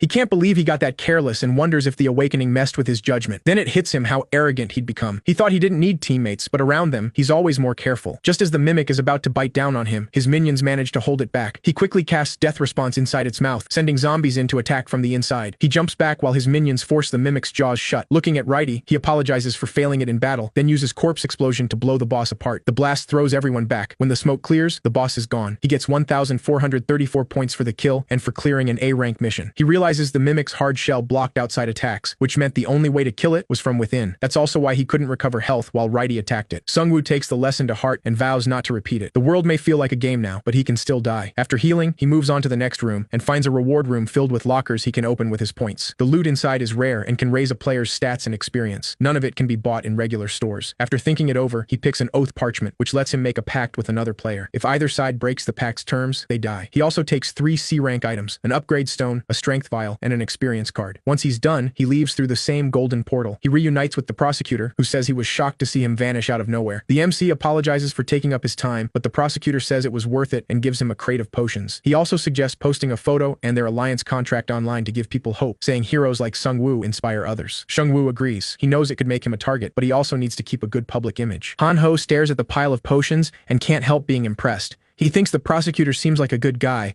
but the MC still isn't sure. Jisoo says they should start training and get stronger now that they've joined the raiding party. The next morning, they lure in goblins and orcs with foul-smelling bait called rancid wolf meat, a failed dish from Han-ho's mom. As the monsters rush them, the MC detonates the ones that fall, setting off a huge blast. That lets them hunt much faster than before. At the same time, Han-ho's dad uses his new skill to set up a watch post, making the town much safer from monster attacks. While they talk, Tae-sung shows up with his biker gang and says he has urgent news for the boss. Seongwu is caught off guard by that title. Tae-sung then says they found a store in Haeungnam, but someone had already wrecked it. Seongwu realizes this is turning serious. Someone is clearly hunting down the stores on purpose. Those stores matter a lot now because people can't really make supplies themselves. Without a steady supply line, they have to survive by hunting and gathering every day, since farming still doesn't seem possible. Seongwu tells him to report any new stores to Kyungsoo right away. Every store they find needs guards, or everyone could be in danger. Then he notices some of the women in his group keeping their distance. Tae-sung says it's because he kicked Yu-jin when the vampire lord possessed her, so now they see him as a guy who hits women. Han-ho leans in and jokes that online he may be famous, but in real life, his image is awful. For once, Seongwu is happy the forum exists. Tae-sung heads out with his gang, and Seongwu gets ready to farm more levels. Out of nowhere, Jisoo senses danger and warns everyone to get ready. A pair of werewolves suddenly leap out from the nearby buildings. His minions move in to stop them, and just as Seongwu is about to fire at one, another werewolf yells for him not to shoot. He's stunned. He's never heard a werewolf speak before. As the fight keeps going, one of the werewolves snatches Han-ho's bag and starts stuffing itself with the rancid wolf meat inside. While they are busy eating, Seongwu's minions close in and surround them. He raises his crossbow and tells them to give him one good reason not to fire. 2 werewolves glance at their leader and ask what to do. The leader tells them to stay calm. They still have a chance. Seongwu has no idea what he means. They're surrounded and have no clear way out. Then the leader lunges at the weakest orcs nearby,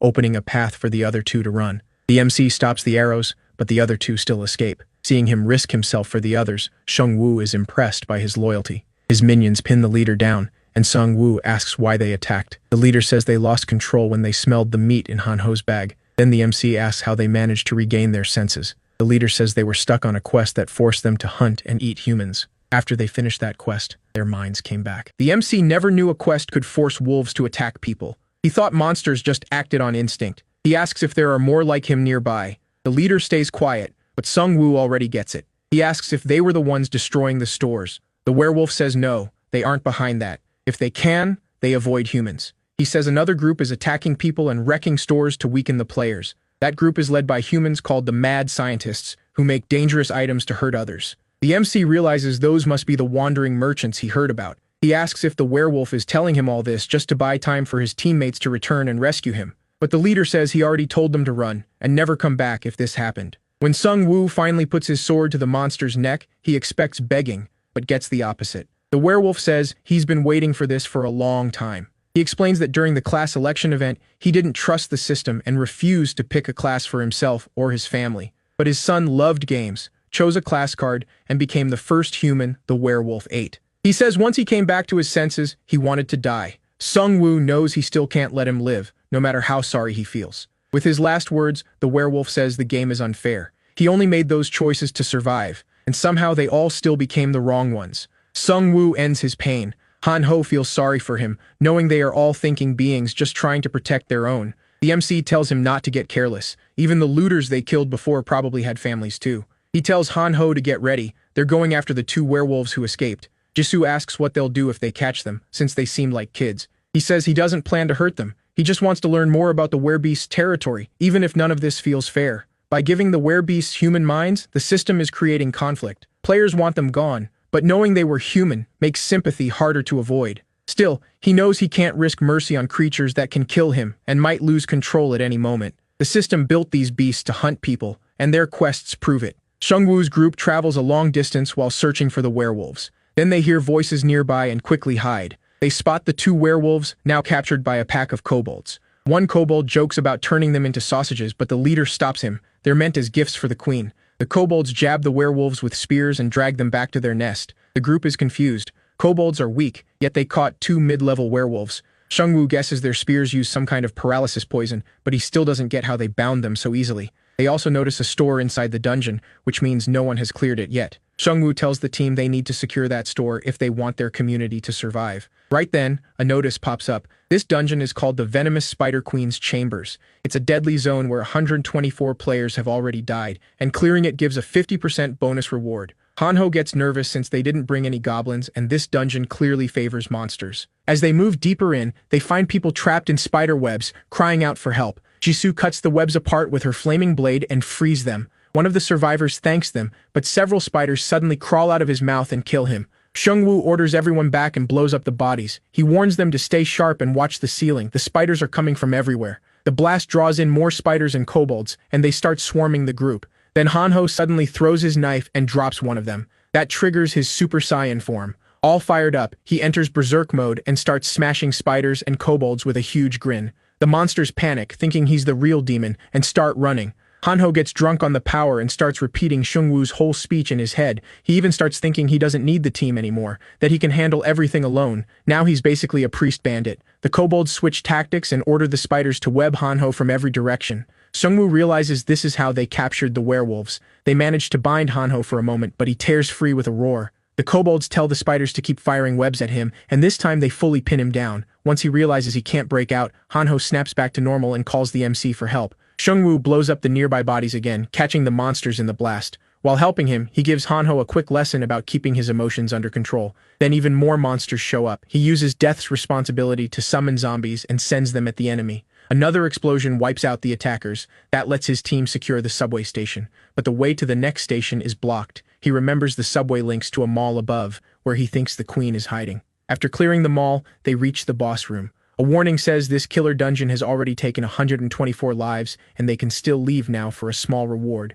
Han-ho gets scared. The dungeon is offering a reward before they even enter. Jisoo asks if he wants to keep going, but he refuses to back down and says they should move forward. Inside, a kobold shaman welcomes them and reveals that he is the dungeon boss. Seongwu thought the boss would be the Spider Queen, so this catches him off guard. Han-ho is shocked too, especially since the shaman speaks perfect human language. The shaman laughs and says that's because he's eaten 20 human brains. The MC realizes monsters in this game can grow smarter and stronger by killing humans. The shaman mocks them, saying he'll soon have 23 human brains. Then the ground shakes, and the venomous Spider Queen appears, joining the shaman. So this dungeon actually has two bosses. Then the two combine, the shaman becomes the brain, and the Spider Queen becomes the body. Seongwu instantly uses Death's response and unleashes all his zombies. He plans to blow them up first, then finish the fight with his skeletons. But the Spider Queen catches his zombies in steel-like webs. Instead of killing them, she throws them away. The shaman laughs and says he already knew Seongwu planned to blow them up. That worries the MC. This kobold seems to have gained the intelligence of the humans he ate.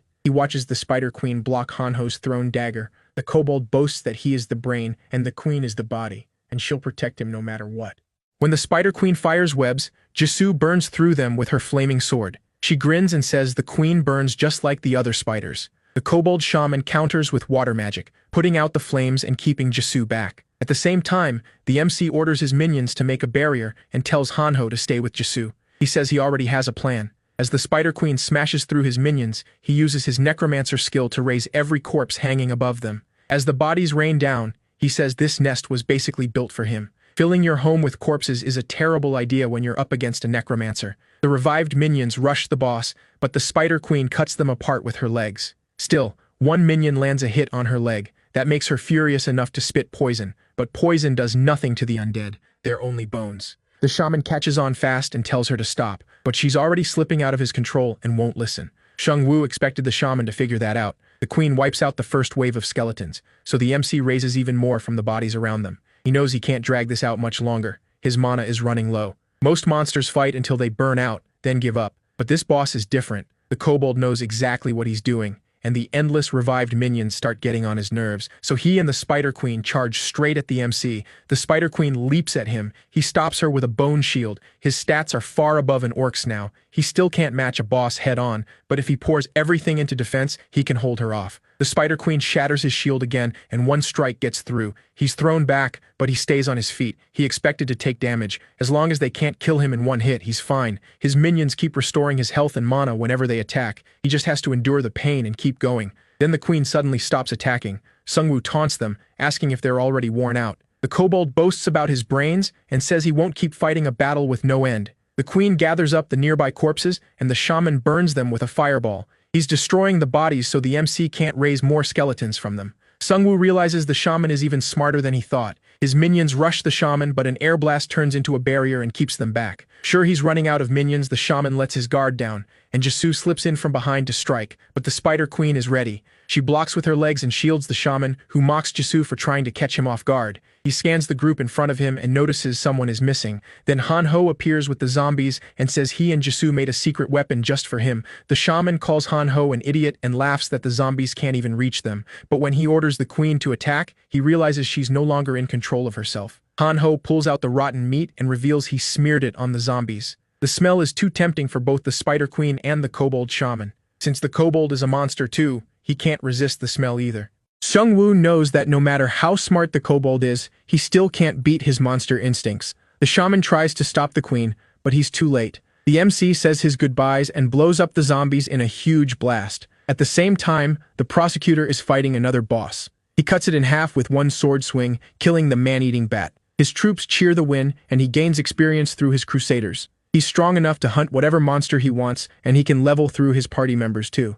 He knows he's not in first place, but he still believes he's the stronger one. Even so, he's bothered by how fast Gangseok leveled up. Even with Korea's strongest guild behind him, the prosecutor still can't catch this mystery rival. That unsettles him. The man is a complete unknown, and he wonders if he could threaten the order he's built. Then a scout reports that the Korean rankings have changed. The prosecutor stares in shock when he sees the MC has reached level 14 and taken second place. Furious, he demands to know how the MC leveled so fast. After the blast, the kobold shaman is barely alive, but Hanho ends it with a knife to the head. For beating the shaman boss, they get 300,000 gold plus a 50% killer dungeon bonus. Hanho is proud to finally help and says he's not just some fake tanker anymore, but the Spider Queen is still alive. She screeches and charges him, then Righty stabs her in the eye, killing her on the spot and earning another 300,000 gold. The MC reaches level 14, and Righty ranks up too, boosting his strength and leadership. Seongwu also draws a new card and gains 2 more minions.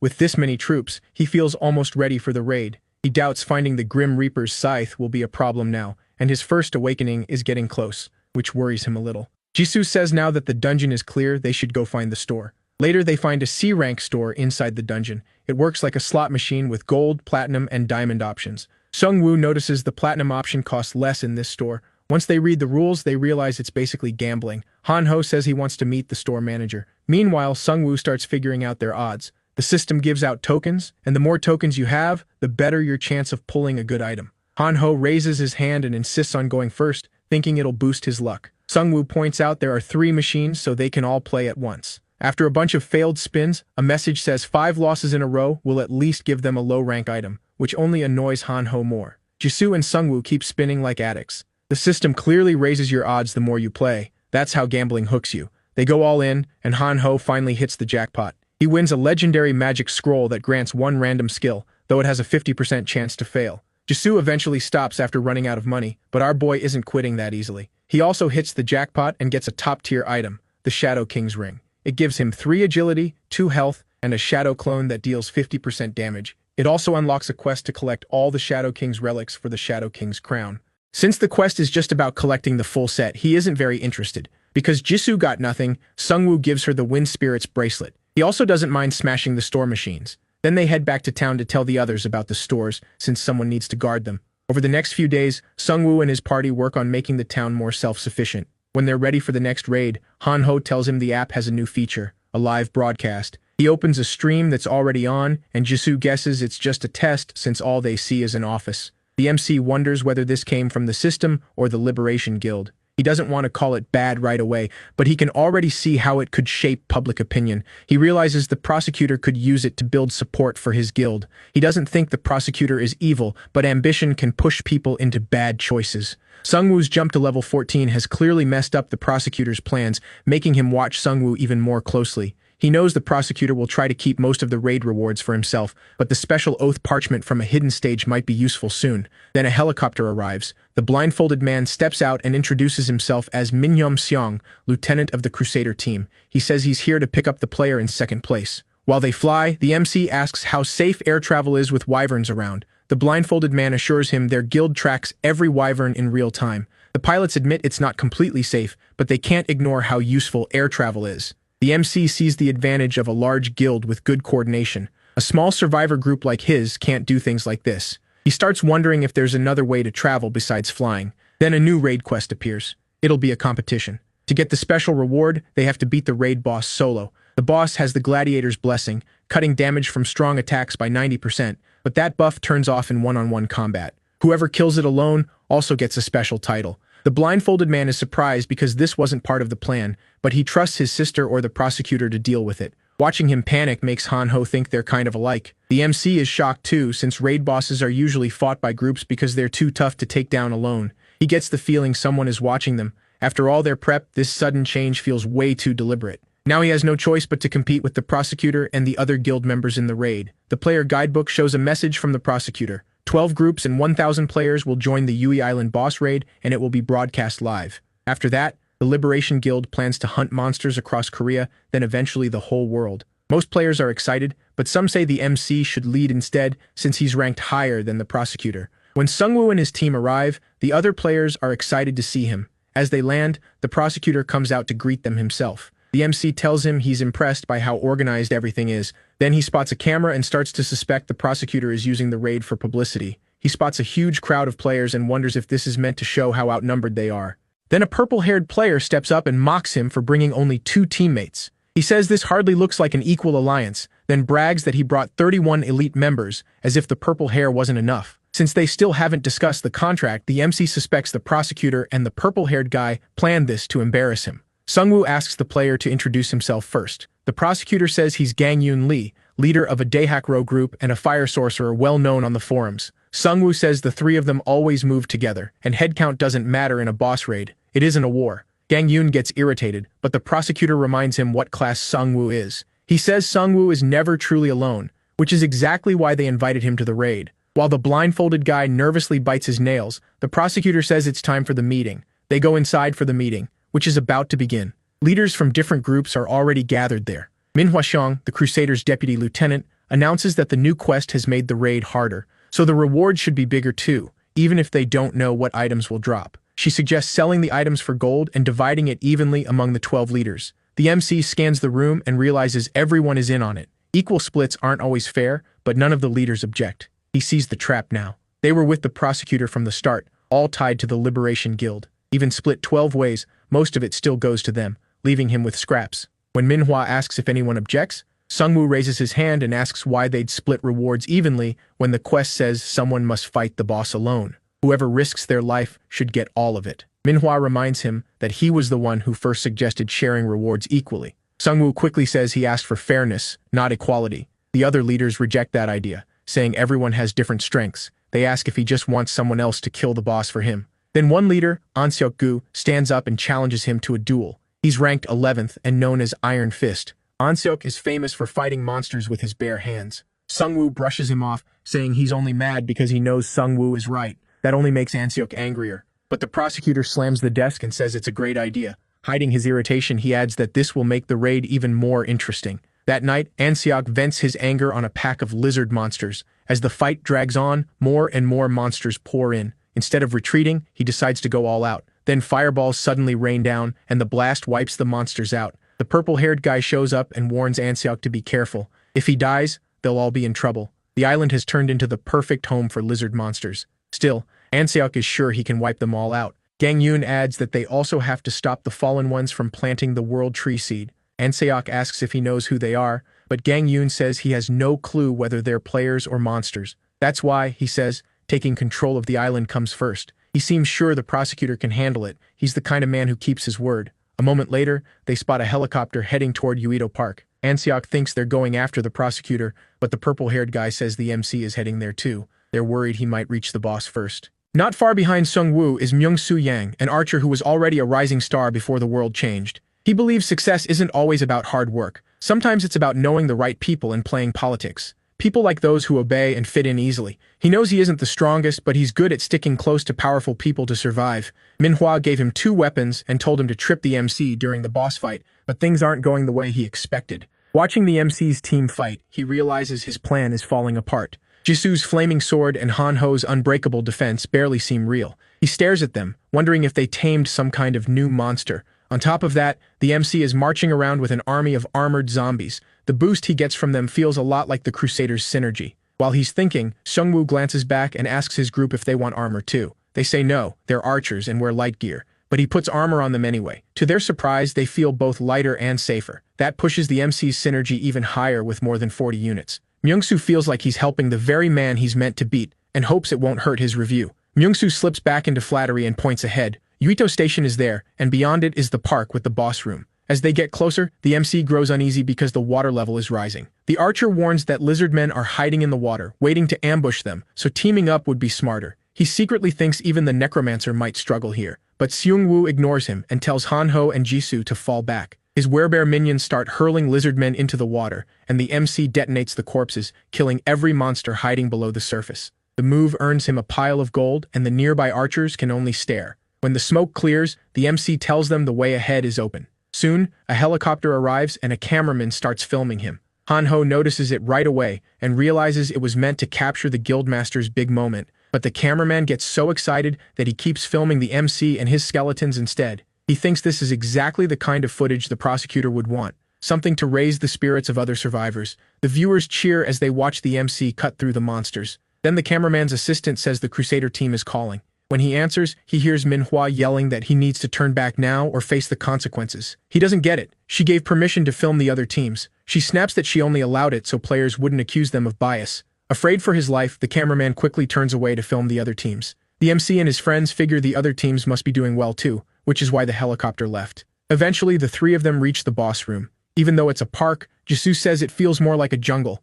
Then the ground starts shaking like an earthquake, and a beam of light shoots up from the northern forest. A notice appears. The raid boss, Lizardman Warlord, has spawned. It cuts concentrated attack damage by 90% and is seeking a worthy one-on-one challenger. They notice helicopters racing toward the boss. The MC realizes the prosecutor was waiting for someone else to find the boss first so he could rush in and claim the rewards. He's even more ruthless than the MC expected. The Crusader team heads straight for the boss without clearing the nearby monsters. The contract never said they had to travel on land, but it's hard to trust someone this obsessed with winning. Han-Ho asks what they do now, and the MC says they'll fight their way through the monsters. As his minions start opening a path, he sees a green light shine from his clothes and instantly knows what it is. It's the C-rank card from the hidden dungeon. It lights up once the player has enough experience to level up with it. The MC is excited. he can finally reach level 15 and unlock his first awakening. He uses the experience card, and at once he's pulled into another realm. It feels like touching the prophecy stone again, except now his real body seems to be floating in space. There, he sees a bright light and a system message calling him the one who holds the reins of death and saying he must find the Grim Reaper's scythe. A new quest appears. Who is the Master of Death? Part 2. If he takes the Grim Reaper's scythe, he gets the first stage of awakening. If he fails, he may become the Lich King's servant. The choice will shape his fate. The figure inside the light seems to be trying to talk to him, but he can't understand it. He wonders if the system itself is speaking to him. Somehow the being feels calm and strangely familiar. He doesn't think it means to hurt him. Then another message tells him he will witness death with his own eyes. He reaches for the light, but it vanishes, and he wakes back up in the real world. Manhwa says he was gone for about 10 seconds, which tells him it really happened and wasn't just a vision. He now knows he'll soon witness a death, and he prays it won't be one of his friends. The message leaves him with even more questions. Suddenly, a huge explosion sounds from the boss's direction. The MC knows he can't stand there thinking. He can't deal with that quest right now, so he focuses on the boss. He signals his team to move out and tells Myongsu to fall back and regroup. They rush toward the boss room and find the Crusader team's helicopter shot down and crashed. The blindfolded guy crawls out of the wreck and wonders what hit them. They were attacked mid-air, but no one saw what it was. A massive spear is stuck in the front. The prosecutor steps out of the flames and tells his team to regroup. He says his blind faith zone saved everyone in the crash except the pilot. Then he tells them to get revenge on the monsters. More lizard men rush in, and the Crusaders get ready to fight. About 17,555 people are watching the live stream. The knights quickly cut down every monster in front of them. While they fight, he notices the prosecutor charging cross spear. He wipes out waves of lizard men and tells his team to brace for a second wave. Then a loud crash comes from the trees. Manhwa realizes the lizardmen warlord has shown up. The prosecutor orders the crossbowmen to fire. But most of the bolts bounce off the boss and do almost nothing because several people attacked at once. He quickly tells them to stop. He thought they'd hurt it more, but the attack barely left a mark. Worse, attacks like that are pointless because the boss heals fast. The boss suddenly charges the knights and cuts 2 of them in half. Another knight struggles and cries out as the boss closes in. The prosecutor jumps in and pulls the boss's focus. He tells the Crusaders to handle the smaller lizardmen while he takes the boss himself. Facing the boss, he says he's found the one he came for. The boss rushes him, but he blocks with his sword and realizes they're evenly matched in strength. Still, the boss has the reach advantage with its longer blade. Even so, he believes he can win because he's faster and reacts quicker. The two trade brutal attacks. A helicopter crew films the fight, and the reporters are stunned that the prosecutor seems to be overpowering the boss alone. Soon Gang Yoon and Ensyoke reach the scene. They spot skeletons in the trees, so the MC must be here too. The prosecutor knocks the boss back with cross spear and lands heavy damage, but something feels off. The boss keeps smirking, and that gets under the prosecutor's skin. He's furious and wants to wipe that grin away. Then the boss suddenly breathes fire. The prosecutor blocks it with his force field. His Crusaders rush to help, but he orders them to stay back. He knows it's too dangerous. The boss just broke his force field in one hit. Then the warlord sheds its skin and reveals its real form, the Wandering Drake. A new message announces Phase 2. The prosecutor is stunned that the boss had been hiding its true form the whole time. Honestly, the non-stop grin should have been a clue. The Drake lunges, and even blocking one hit nearly shatters the prosecutor's bones. A second later, the Drake's tail blade whips in. It leaves him badly wounded. The crowd watches in horror as the prosecutor drops. Manhwa starts crying, sure he's about to die. Just as the Drake moves in to finish him, a corpse explodes beside it. Seongwu's minions join the battle, smashing the Drake's head with bone weapons while the werebears hammer it with their fists. As the Drake roars and tries to get back up, the MC drives the masterless sword into its head. Everyone cheers when they realize the Necromancer is overpowering the Drake. People watching from home erupt too. Even Manhwa is relieved to see him. She doesn't care about the rewards anymore. She just wants the boss dead and the prosecutor saved. Seongwu leaves the sword buried in the Drake's head, and one of his werebear skeletons arrives with a bone hammer. And Seok realizes he's about to hammer the sword deeper into the boss's skull. Even the purple-haired guy believes he can finish the Drake. Then someone warns Manhwa that a huge swarm of lizardmen is heading for the MC. She realizes the fight was unfair from the start. The one-on-one rule only applied to the boss, not the mobs. She orders everyone to protect the MC at all costs, and the knights form a wall in front of him. Manhwa looks at them and says they finally know who really matters. At the same time, the werebear brings down the hammer and drives the sword through the Drake's skull. For a moment, it looks like the boss is dead. Just when everyone thinks it's over, the MC sees the body move. Jisoo asks what's going on. They already killed it. But the boss starts a third phase and transforms into its final form, the young host of the seed. A system message says the raid isn't over, and no one can leave until the boss is dead. The MC is fed up. The system keeps changing the rules like it's playing with them. The knights are struggling to hold back the lizardmen, but he trusts his friends to handle them. The real problem is the giant boss in front of him. He shouts for everyone to move. The boss is about to breathe fire. The blast is so huge it wipes out its own lizardmen too. Seongwu tries corpse explosion, but it does nothing to the boss. His werebears burn to ash, and he can't see a good way to fight back. For now, he decides to keep the boss busy. With his forces thinning out, he revives fallen lizardmen and tells everyone to fall back and spread out. They can't fight the boss and the swarm together. The lizardmen have to go first, so the raid party pulls back. As they retreat, Han-ho notices the prosecutor is badly hurt. He tries to help drag him to safety, but the boss appears behind them and attacks. Righty jumps in and slashes the boss, stopping the blow. The MC bursts from the shadows and stabs the boss in the eye. But the boss strikes back and cuts off one of his arms. Then it's revealed that was only a shadow clone. The real Seongwu grabs Han-ho and runs. Han-ho, still stunned, asks what that was. Seongwu tells him it was a shadow clone. It couldn't do much damage, but it fooled the boss. He also knows the hit mattered because it went straight for the eye, and the boss clearly hates that, as it chases after them in a rage. The MC wonders if stabbing its eye just made things worse. Then Jisoo lands a surprise attack on the boss, buying the others more time to retreat. Seongwu looks at her and reminds her he told her to run. Jisoo just smiles and says the three of them always fight together. Hearing that, Seongwu and Han-ho turn back to face the boss with her. Seongwu activates death response, and zombies rise from the ground. The boss tears through them with ease, so he blows the corpses up. He said they'd beat the boss, but he knows it won't be easy. The blast doesn't even scratch its outside, and he can't attack from within because it won't eat his minions. He keeps reviving lizardmen for Han-ho and Jisoo, but the boss wipes them out right away. Then the boss prepares another fire breath. This time, Han-ho and Jisoo are right behind the MC. Instead of dodging, he tries to block it with a bone shield. He barely survives, but most of his minions are gone. The boss charges again, and he's too worn out to run. As the tail swings in, Han-ho jumps in front of him. The hit instantly shatters Han-ho's holy force field. The boss attacks again, and Righty tries to stop it, but his sword snaps. Even so, he grabs the boss's blade and cuts off its tail. When the boss attacks once more, Righty shoves Han-ho out of the way. He says his final goodbye and is crushed by the boss. Han-ho snaps and charges straight at it. A were-tiger grabs both Han-ho and Jisoo and carries them to safety. Meanwhile, the MC faces the boss alone. Righty's sacrifice bought him enough time to recover a little. He knows the boss won't let anyone escape, so he stays behind to buy his friends as much time as he can. He summons a bone shield and sword, then takes the boss's attack head-on. Now it's just him against the boss. Manhwa and the others watch in fear, realizing even he isn't strong enough for this monster. The boss smashes the MC's legs with its tail, then it gets ready to breathe fire again. Broken and exhausted, he looks up and realizes he's failed. It feels like he'll die just like his parents did. In those last moments, he thinks of the friends he made and sees that his life wasn't all bad. He finds peace knowing he at least saved them. Then the fire breath hits him directly. Han-ho and Jisoo are devastated as a skeleton carries them away.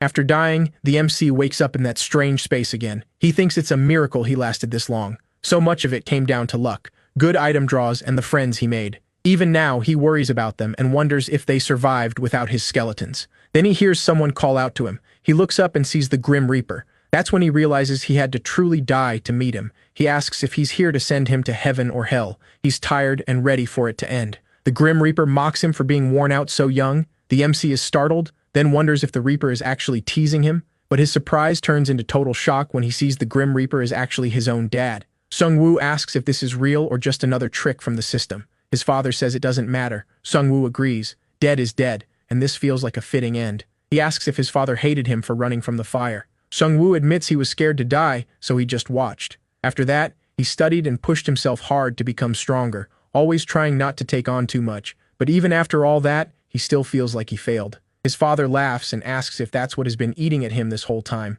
Then he teases him again, saying he thought he'd grown up by now. He asks how a little kid could have saved them in a situation like that. And he says Seongwu didn't run because he was scared. He ran because he followed his instructions. The fire broke out all of a sudden while they were asleep. Seongwu and his dad got downstairs, but his mom was still trapped in her room. His dad told him to go outside and wait, and made it clear he was not to come back in. Seongwu didn't want to leave him, but his father promised he'd save his mom. So Seongwu had it wrong all this time. His father never abandoned them. He was trying to keep his son safe. His dad tells him again it was never his fault. As head of the family, saving them was his job. Hearing that, Seongwu says he still couldn't save his own people, so he failed too. But his father says he didn't fail, he saved him. That makes Seongwu realize he didn't fail either, because he saved his friends. His dad asks if he's ready to fight his way back to the real world. Seongwu smiles and says he can't just go quietly with him. His father points to a bright light and says that's the path back. Before leaving, Seongwu looks at his dad one more time. He's happy they got to meet again after so many years. Then his father stops him and hands him a scythe. The moment he takes it, he gets his first awakening and a new skill. Back in the real world, the boss keeps tearing everything apart.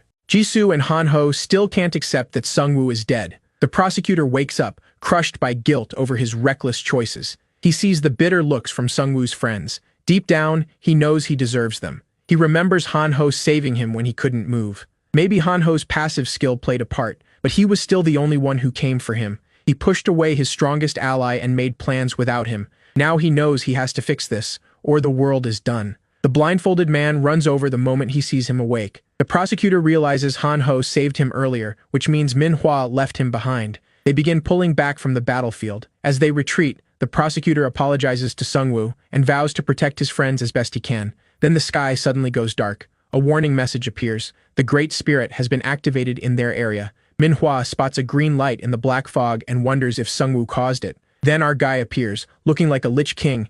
Manhwa and her crew panic, thinking he turned into a lich after dying. Seongwu can barely feel anything. His senses are dulled, and he isn't even sure he's alive. Then a notice says he's been revived by a special Necromancer feature, now on a 31-day cooldown. His first awakening lets him summon the Grim Reaper Scythe and raise large monsters for his army. He also gets a secret store coupon for being the 9th player to reach first awakening. He can summon the Grim Reaper Scythe once a day for 1 hour and transform into a lich. The skill adds 50 minions, boosts all stats by 10, and lets him revive and heal undead without limit. Now he's ready to fight the Drake boss again. He calls out to the Drake and says it's time for Phase 2. Han-ho and Jisoo rush toward the boss when they see Seongwu use his Great Spirit skill. The prosecutor stares, wondering how Seongwu survived a hit like that. As his friends run toward him in excitement, they realize the Seongwu in front of them looks completely different, almost like a monster. Jisoo spots the scythe in his hand and figures this must be what happened after he cleared his quest. The Drake attacks his minions, wiping out most of them in one blow, but his new skill brings them right back. Manhwa and her crew cheer when the minions rise again. Then the Drake unleashes a huge blast of fire, and Seongwu blocks it with a giant shield. Just before the flames hit the prosecutor and the others, Righty spins and blows the fire away. Han-ho is so happy he runs up and hugs Righty. Seongwu, though, is on a whole different level. He asks the Drake why it stopped attacking. The monster is nearly out of health, while he's still fresh thanks to endless mana. He revives more minions, and they swarm the Drake until sheer numbers overwhelm it. Then he uses weapon creation to make bone chains and lock the Drake down. He orders his minions to strip away its skin. Before long, they tear off its outer layer, leaving the Drake drained and beaten. Seongwu tells Righty it's time to end it. Righty lands a heavy slash, and this time, the Drake dies for good. The Masterless Sword now has 4,235 days left before it can hatch the egg. Seongwu gets 115,556 gold for killing the raid boss. He also earns the title Amateur Dragon Hunter, giving him +2 stamina and 30 fire resistance. Back in town, people celebrate after watching the battle live on their phones. After beating the Drake, Seongwu raises a hand and orders it to rise again. In front of every player watching, the Drake comes back as a skeleton and joins his army. The prosecutor and his group are stunned. This puts Seongwu on a whole other level. Han-ho starts crying and says he knew Seongwu was alive. Seongwu awkwardly looks away and says he's actually dead. Jisoo just worries if he'll ever turn back to normal because right now he looks really strange. One of his minions picks up the heroic grade item. Drake hides. Righty also grabs a legendary item, the Dragon Heart, and hands it to Seongwu. It's a crafting material used to make other items. Seongwu also gets the Seed of the World Tree, a godly item with unknown effects tied to the prophecy they saw earlier. He realizes the mysterious fallen ones may come after it. Then the photographer walks up and asks for a few words after that insane battle. Seongwu warns him not to trust any group that promises safety. Every group taking in survivors so far has failed. The system keeps testing groups, and a lot of those trials aren't fair to lone players. So he says, everyone needs to grow stronger on their own if they want to live. Suddenly, the ground starts shaking, and a huge blast erupts near Yeongdongpo Station.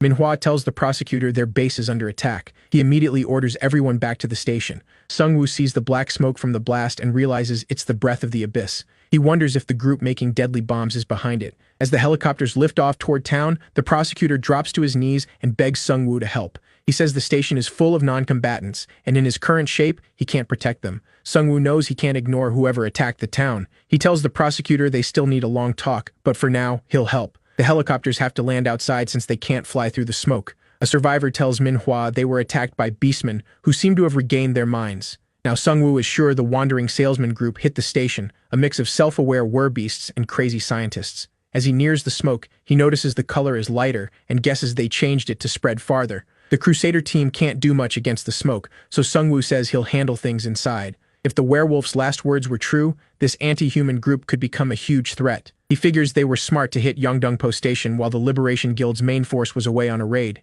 He needs to hunt them down and learn who they really are. As he enters the smoke, he summons the Abyss Drake for its first real fight. The whole station is buried in smoke from the breath of the abyss. Inside, two masked beastmen talk about how easy the attack was with the main force gone. The werewolf sneers that humans still underestimate how smart beastmen are. The hog monster says humans and beastmen can never live together. They're a new species now. Then he asks how much longer the ceremony will take. The werewolf says he doesn't know. Only the werebeasts who ate mage brains know the details, and they've made themselves the bosses. The hog complains because he ate an archer's brain, so he can't use many useful skills. The werewolf says he's still luckier than the ones being used as test subjects.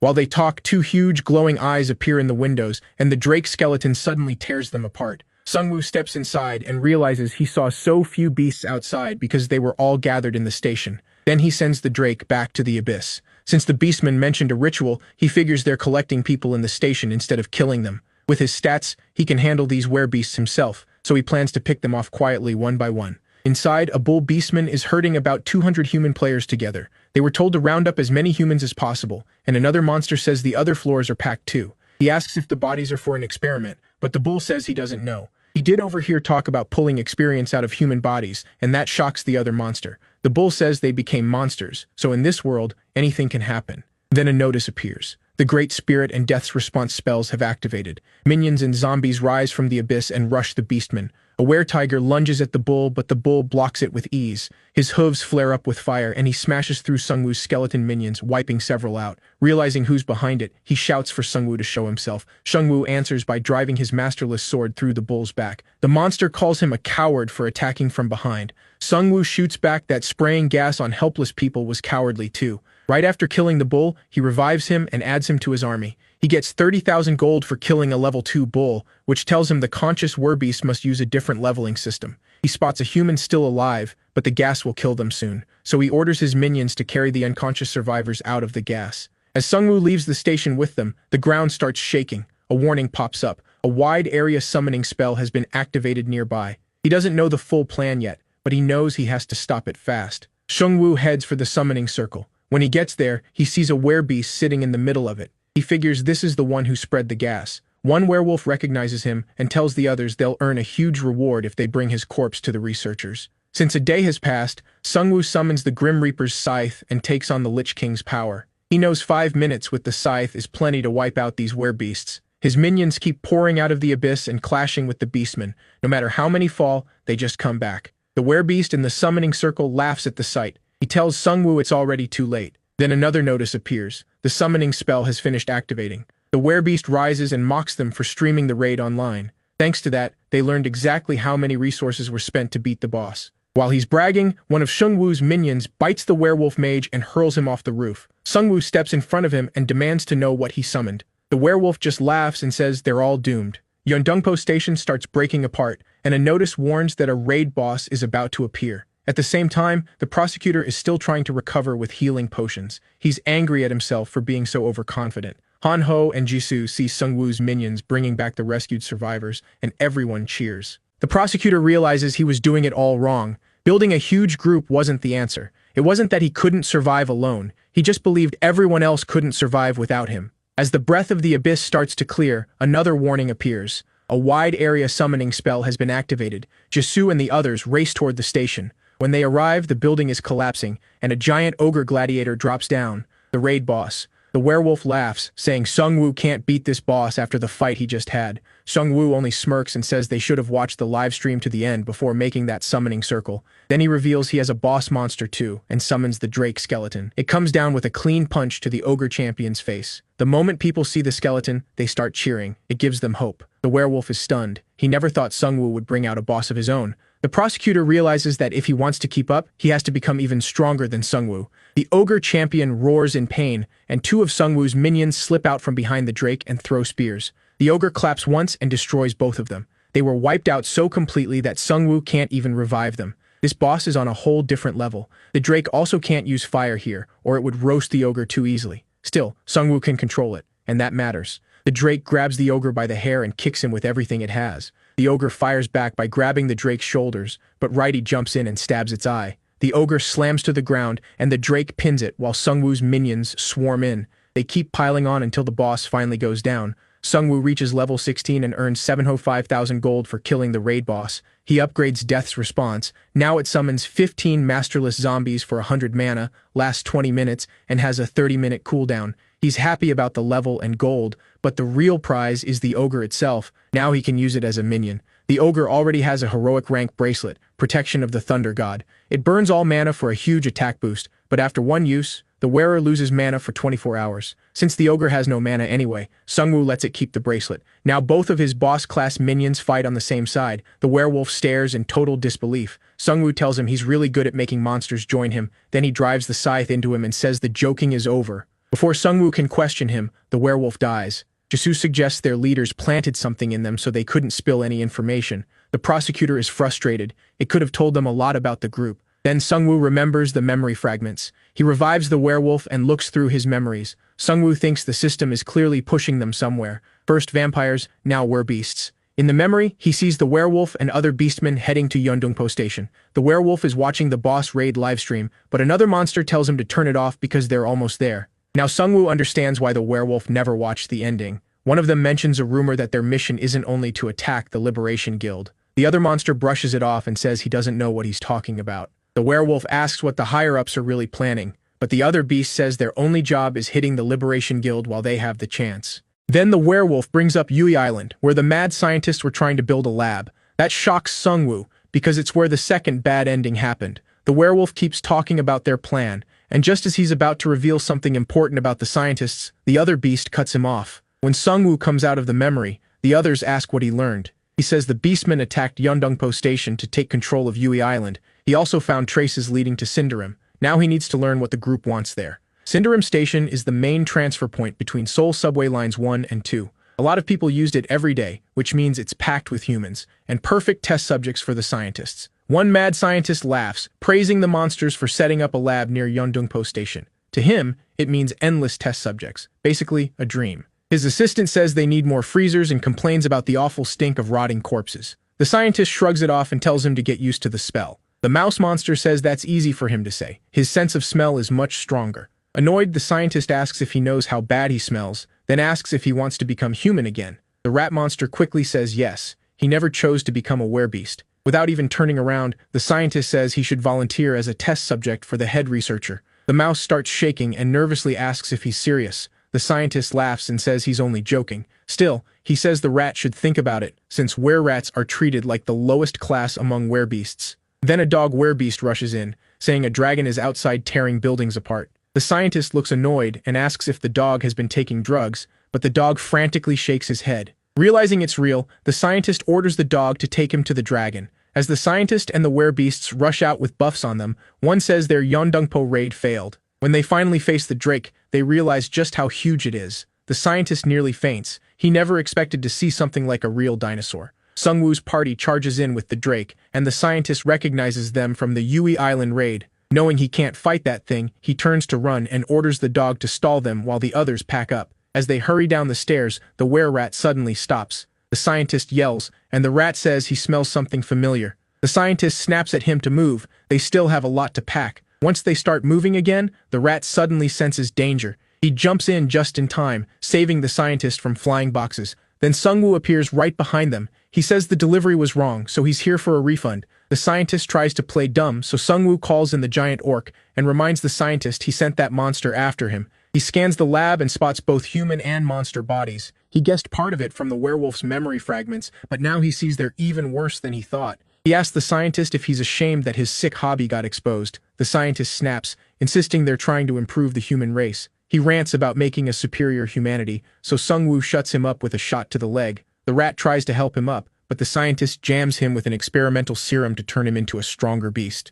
The rat's body swells with power. Seongwu quickly uses the Shadow King ring to summon a clone. Both of them fire crossbows at it. The rat tears through the clone, and Seongwu realizes its attack power jumped a lot. But then the orc boss minion crushes it underfoot, killing it on the spot. Seongwu gets 13,000 gold for killing a mutant were-rat. The scientist, still on the floor, tries to inject himself, Before he can, Seongwu slices off one of his arms. He warns that if he tries anything else, he'll start cutting lower. Foaming at the mouth, the scientist admits he sent the rat to stall for time so he could inject himself. As he dies, he says his colleagues will turn Seongwu into a fine test subject. Seongwu just smiles and says he doesn't need torture to get answers. He'll revive him as a minion and read his memories. But when he tries to resurrect him, a message says, living beings can't be revived. The scientist was faking his death. Mad, Seongwu hits him right where it hurts. The scientist screams and finally breaks, offering all his inventions if Seongwu lets him live. Seongwu is done listening and stabs him. Then he revives the scientist and checks his memory fragments. In the memory, the scientist is sitting there when a man tells him it's time to earn his doctorate and become head of the whole division. Seongwu realizes this is the man behind the wandering merchants.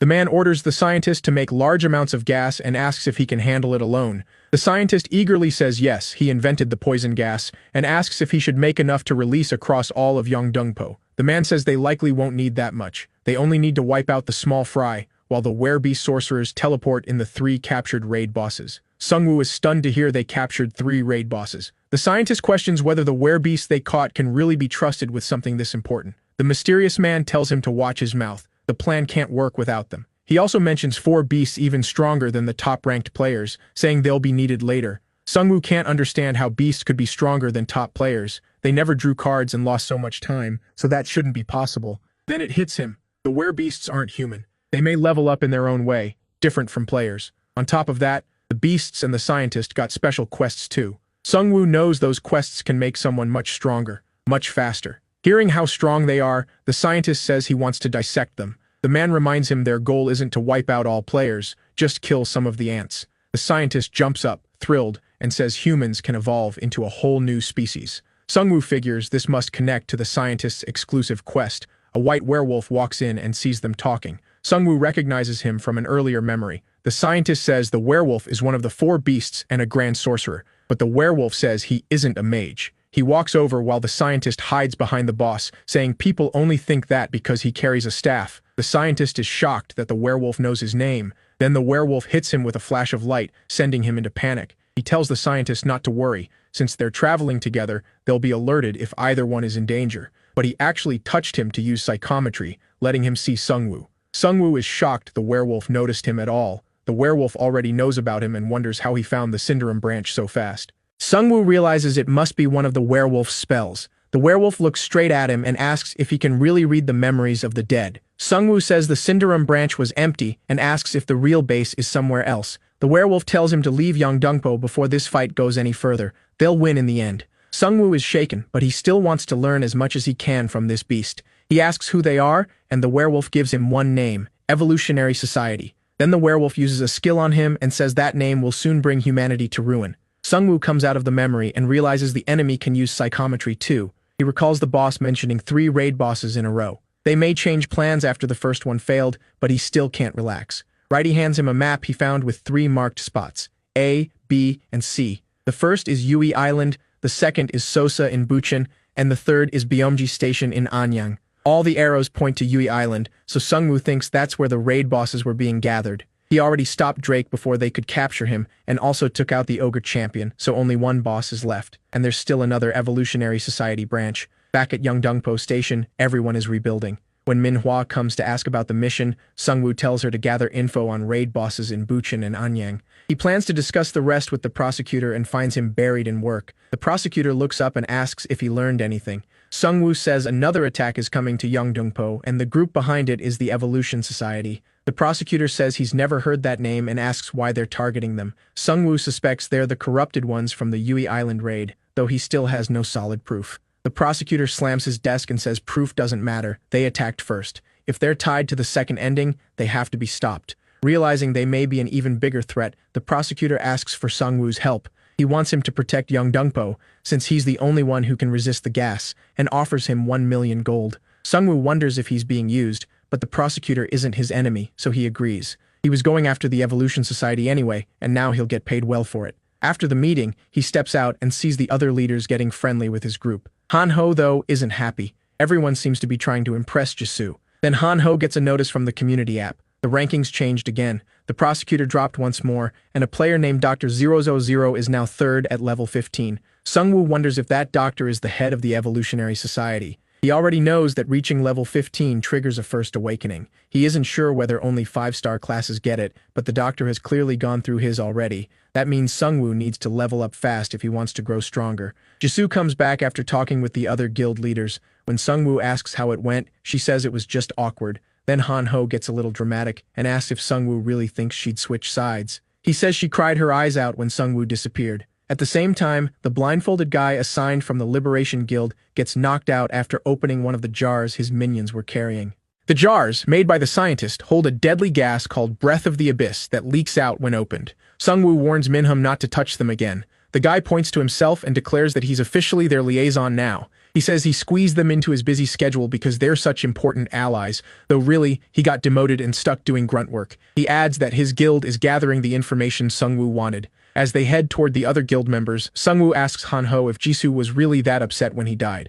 Han-ho leans in and says she really did cry a little, but he says the only time he cried was when Righty died. That makes Seongwu realize that if both he and Righty were in danger, Han-ho would probably save Righty first. Meanwhile, the prosecutor keeps thinking about the recent boss raid and his talk with Seongwu. He knows he rushed in too hard, going straight for the boss without clearing the lower minions first. If word gets out, his image could take a major hit, especially now that many strong players admire Seongwu and Righty more. Then he receives a special promotion quest. Train 30 Crusaders to level 10 to unlock his first awakening. He knows he has to clear it fast if he wants to stay ahead of the other 5-star players. But after losing 6 Crusaders in the last raid, he only has 14 left, so the mission won't be easy. Even so, he's set on seeing it through and getting stronger. He decides to hunt with his guild and raise new Crusaders. He gathers everyone and says they'll start hunting tomorrow. Manhwa says rebuilding the station will take a lot of people and time, so this isn't the best moment to go hunting. The prosecutor pushes back, saying they have to move fast to keep up with the other players and prepare for the next attack. He says the MC will handle the Evolutionary Society and serve as their guild's guard dog. Then the prosecutor gives a loud pep talk that lifts everyone's spirits. Meanwhile, the blindfolded guy introduces the MC to an informant who has been tracking what happened at Sosa and Byomgi stations. He says an ogre boss appeared in Sosa, but after that, all news about it vanished, like someone is hiding the truth. Meanwhile, Byomgi station is covered in black fog and crawling with zombies. Seongwu looks at Han-ho, who seems oddly enlightened. He tells him the town is safe and Taisheng is keeping the safety zone stable. The MC already cleared the bosses on Yui Island and at Sosa, so only the one at Byomgi station remains. The posts about that station tell people to stay away because of the gas. The MC thinks it's tied to the Evolutionary Society's Breath of the Abyss tests. There's a good chance they have a lab there. He calls over the blindfolded guy and asks if he can borrow a helicopter. Somewhere else, players are desperately trying to hold off a zombie horde at the last barricade. They fire at the swarm, trying to protect the shelter, but the bullets barely slow the zombies down. The players know they have to stop them here, or the shelter will be overrun. They decide to split the horde and strike. They step in front of the zombies and try to lure them away. As the zombies rush in, Jisoo shows up and cuts down several at once with a heavy attack. The MC follows right behind her, sending his ogre boss crashing through the horde. He has activated the bracelet, giving the boss massive attack power. When the others spot the skeletons, they're relieved. The Necromancer came to help. Back at base, everyone is still waiting for the MC's group to return. Han-ho comes back grinning and announces that their hero has arrived, meaning himself, of course. He says he and the MC handled everything, but Han-ho's dad ignores that and asks if he came back alone. Han-ho turns serious and says someone has to stay and guard the town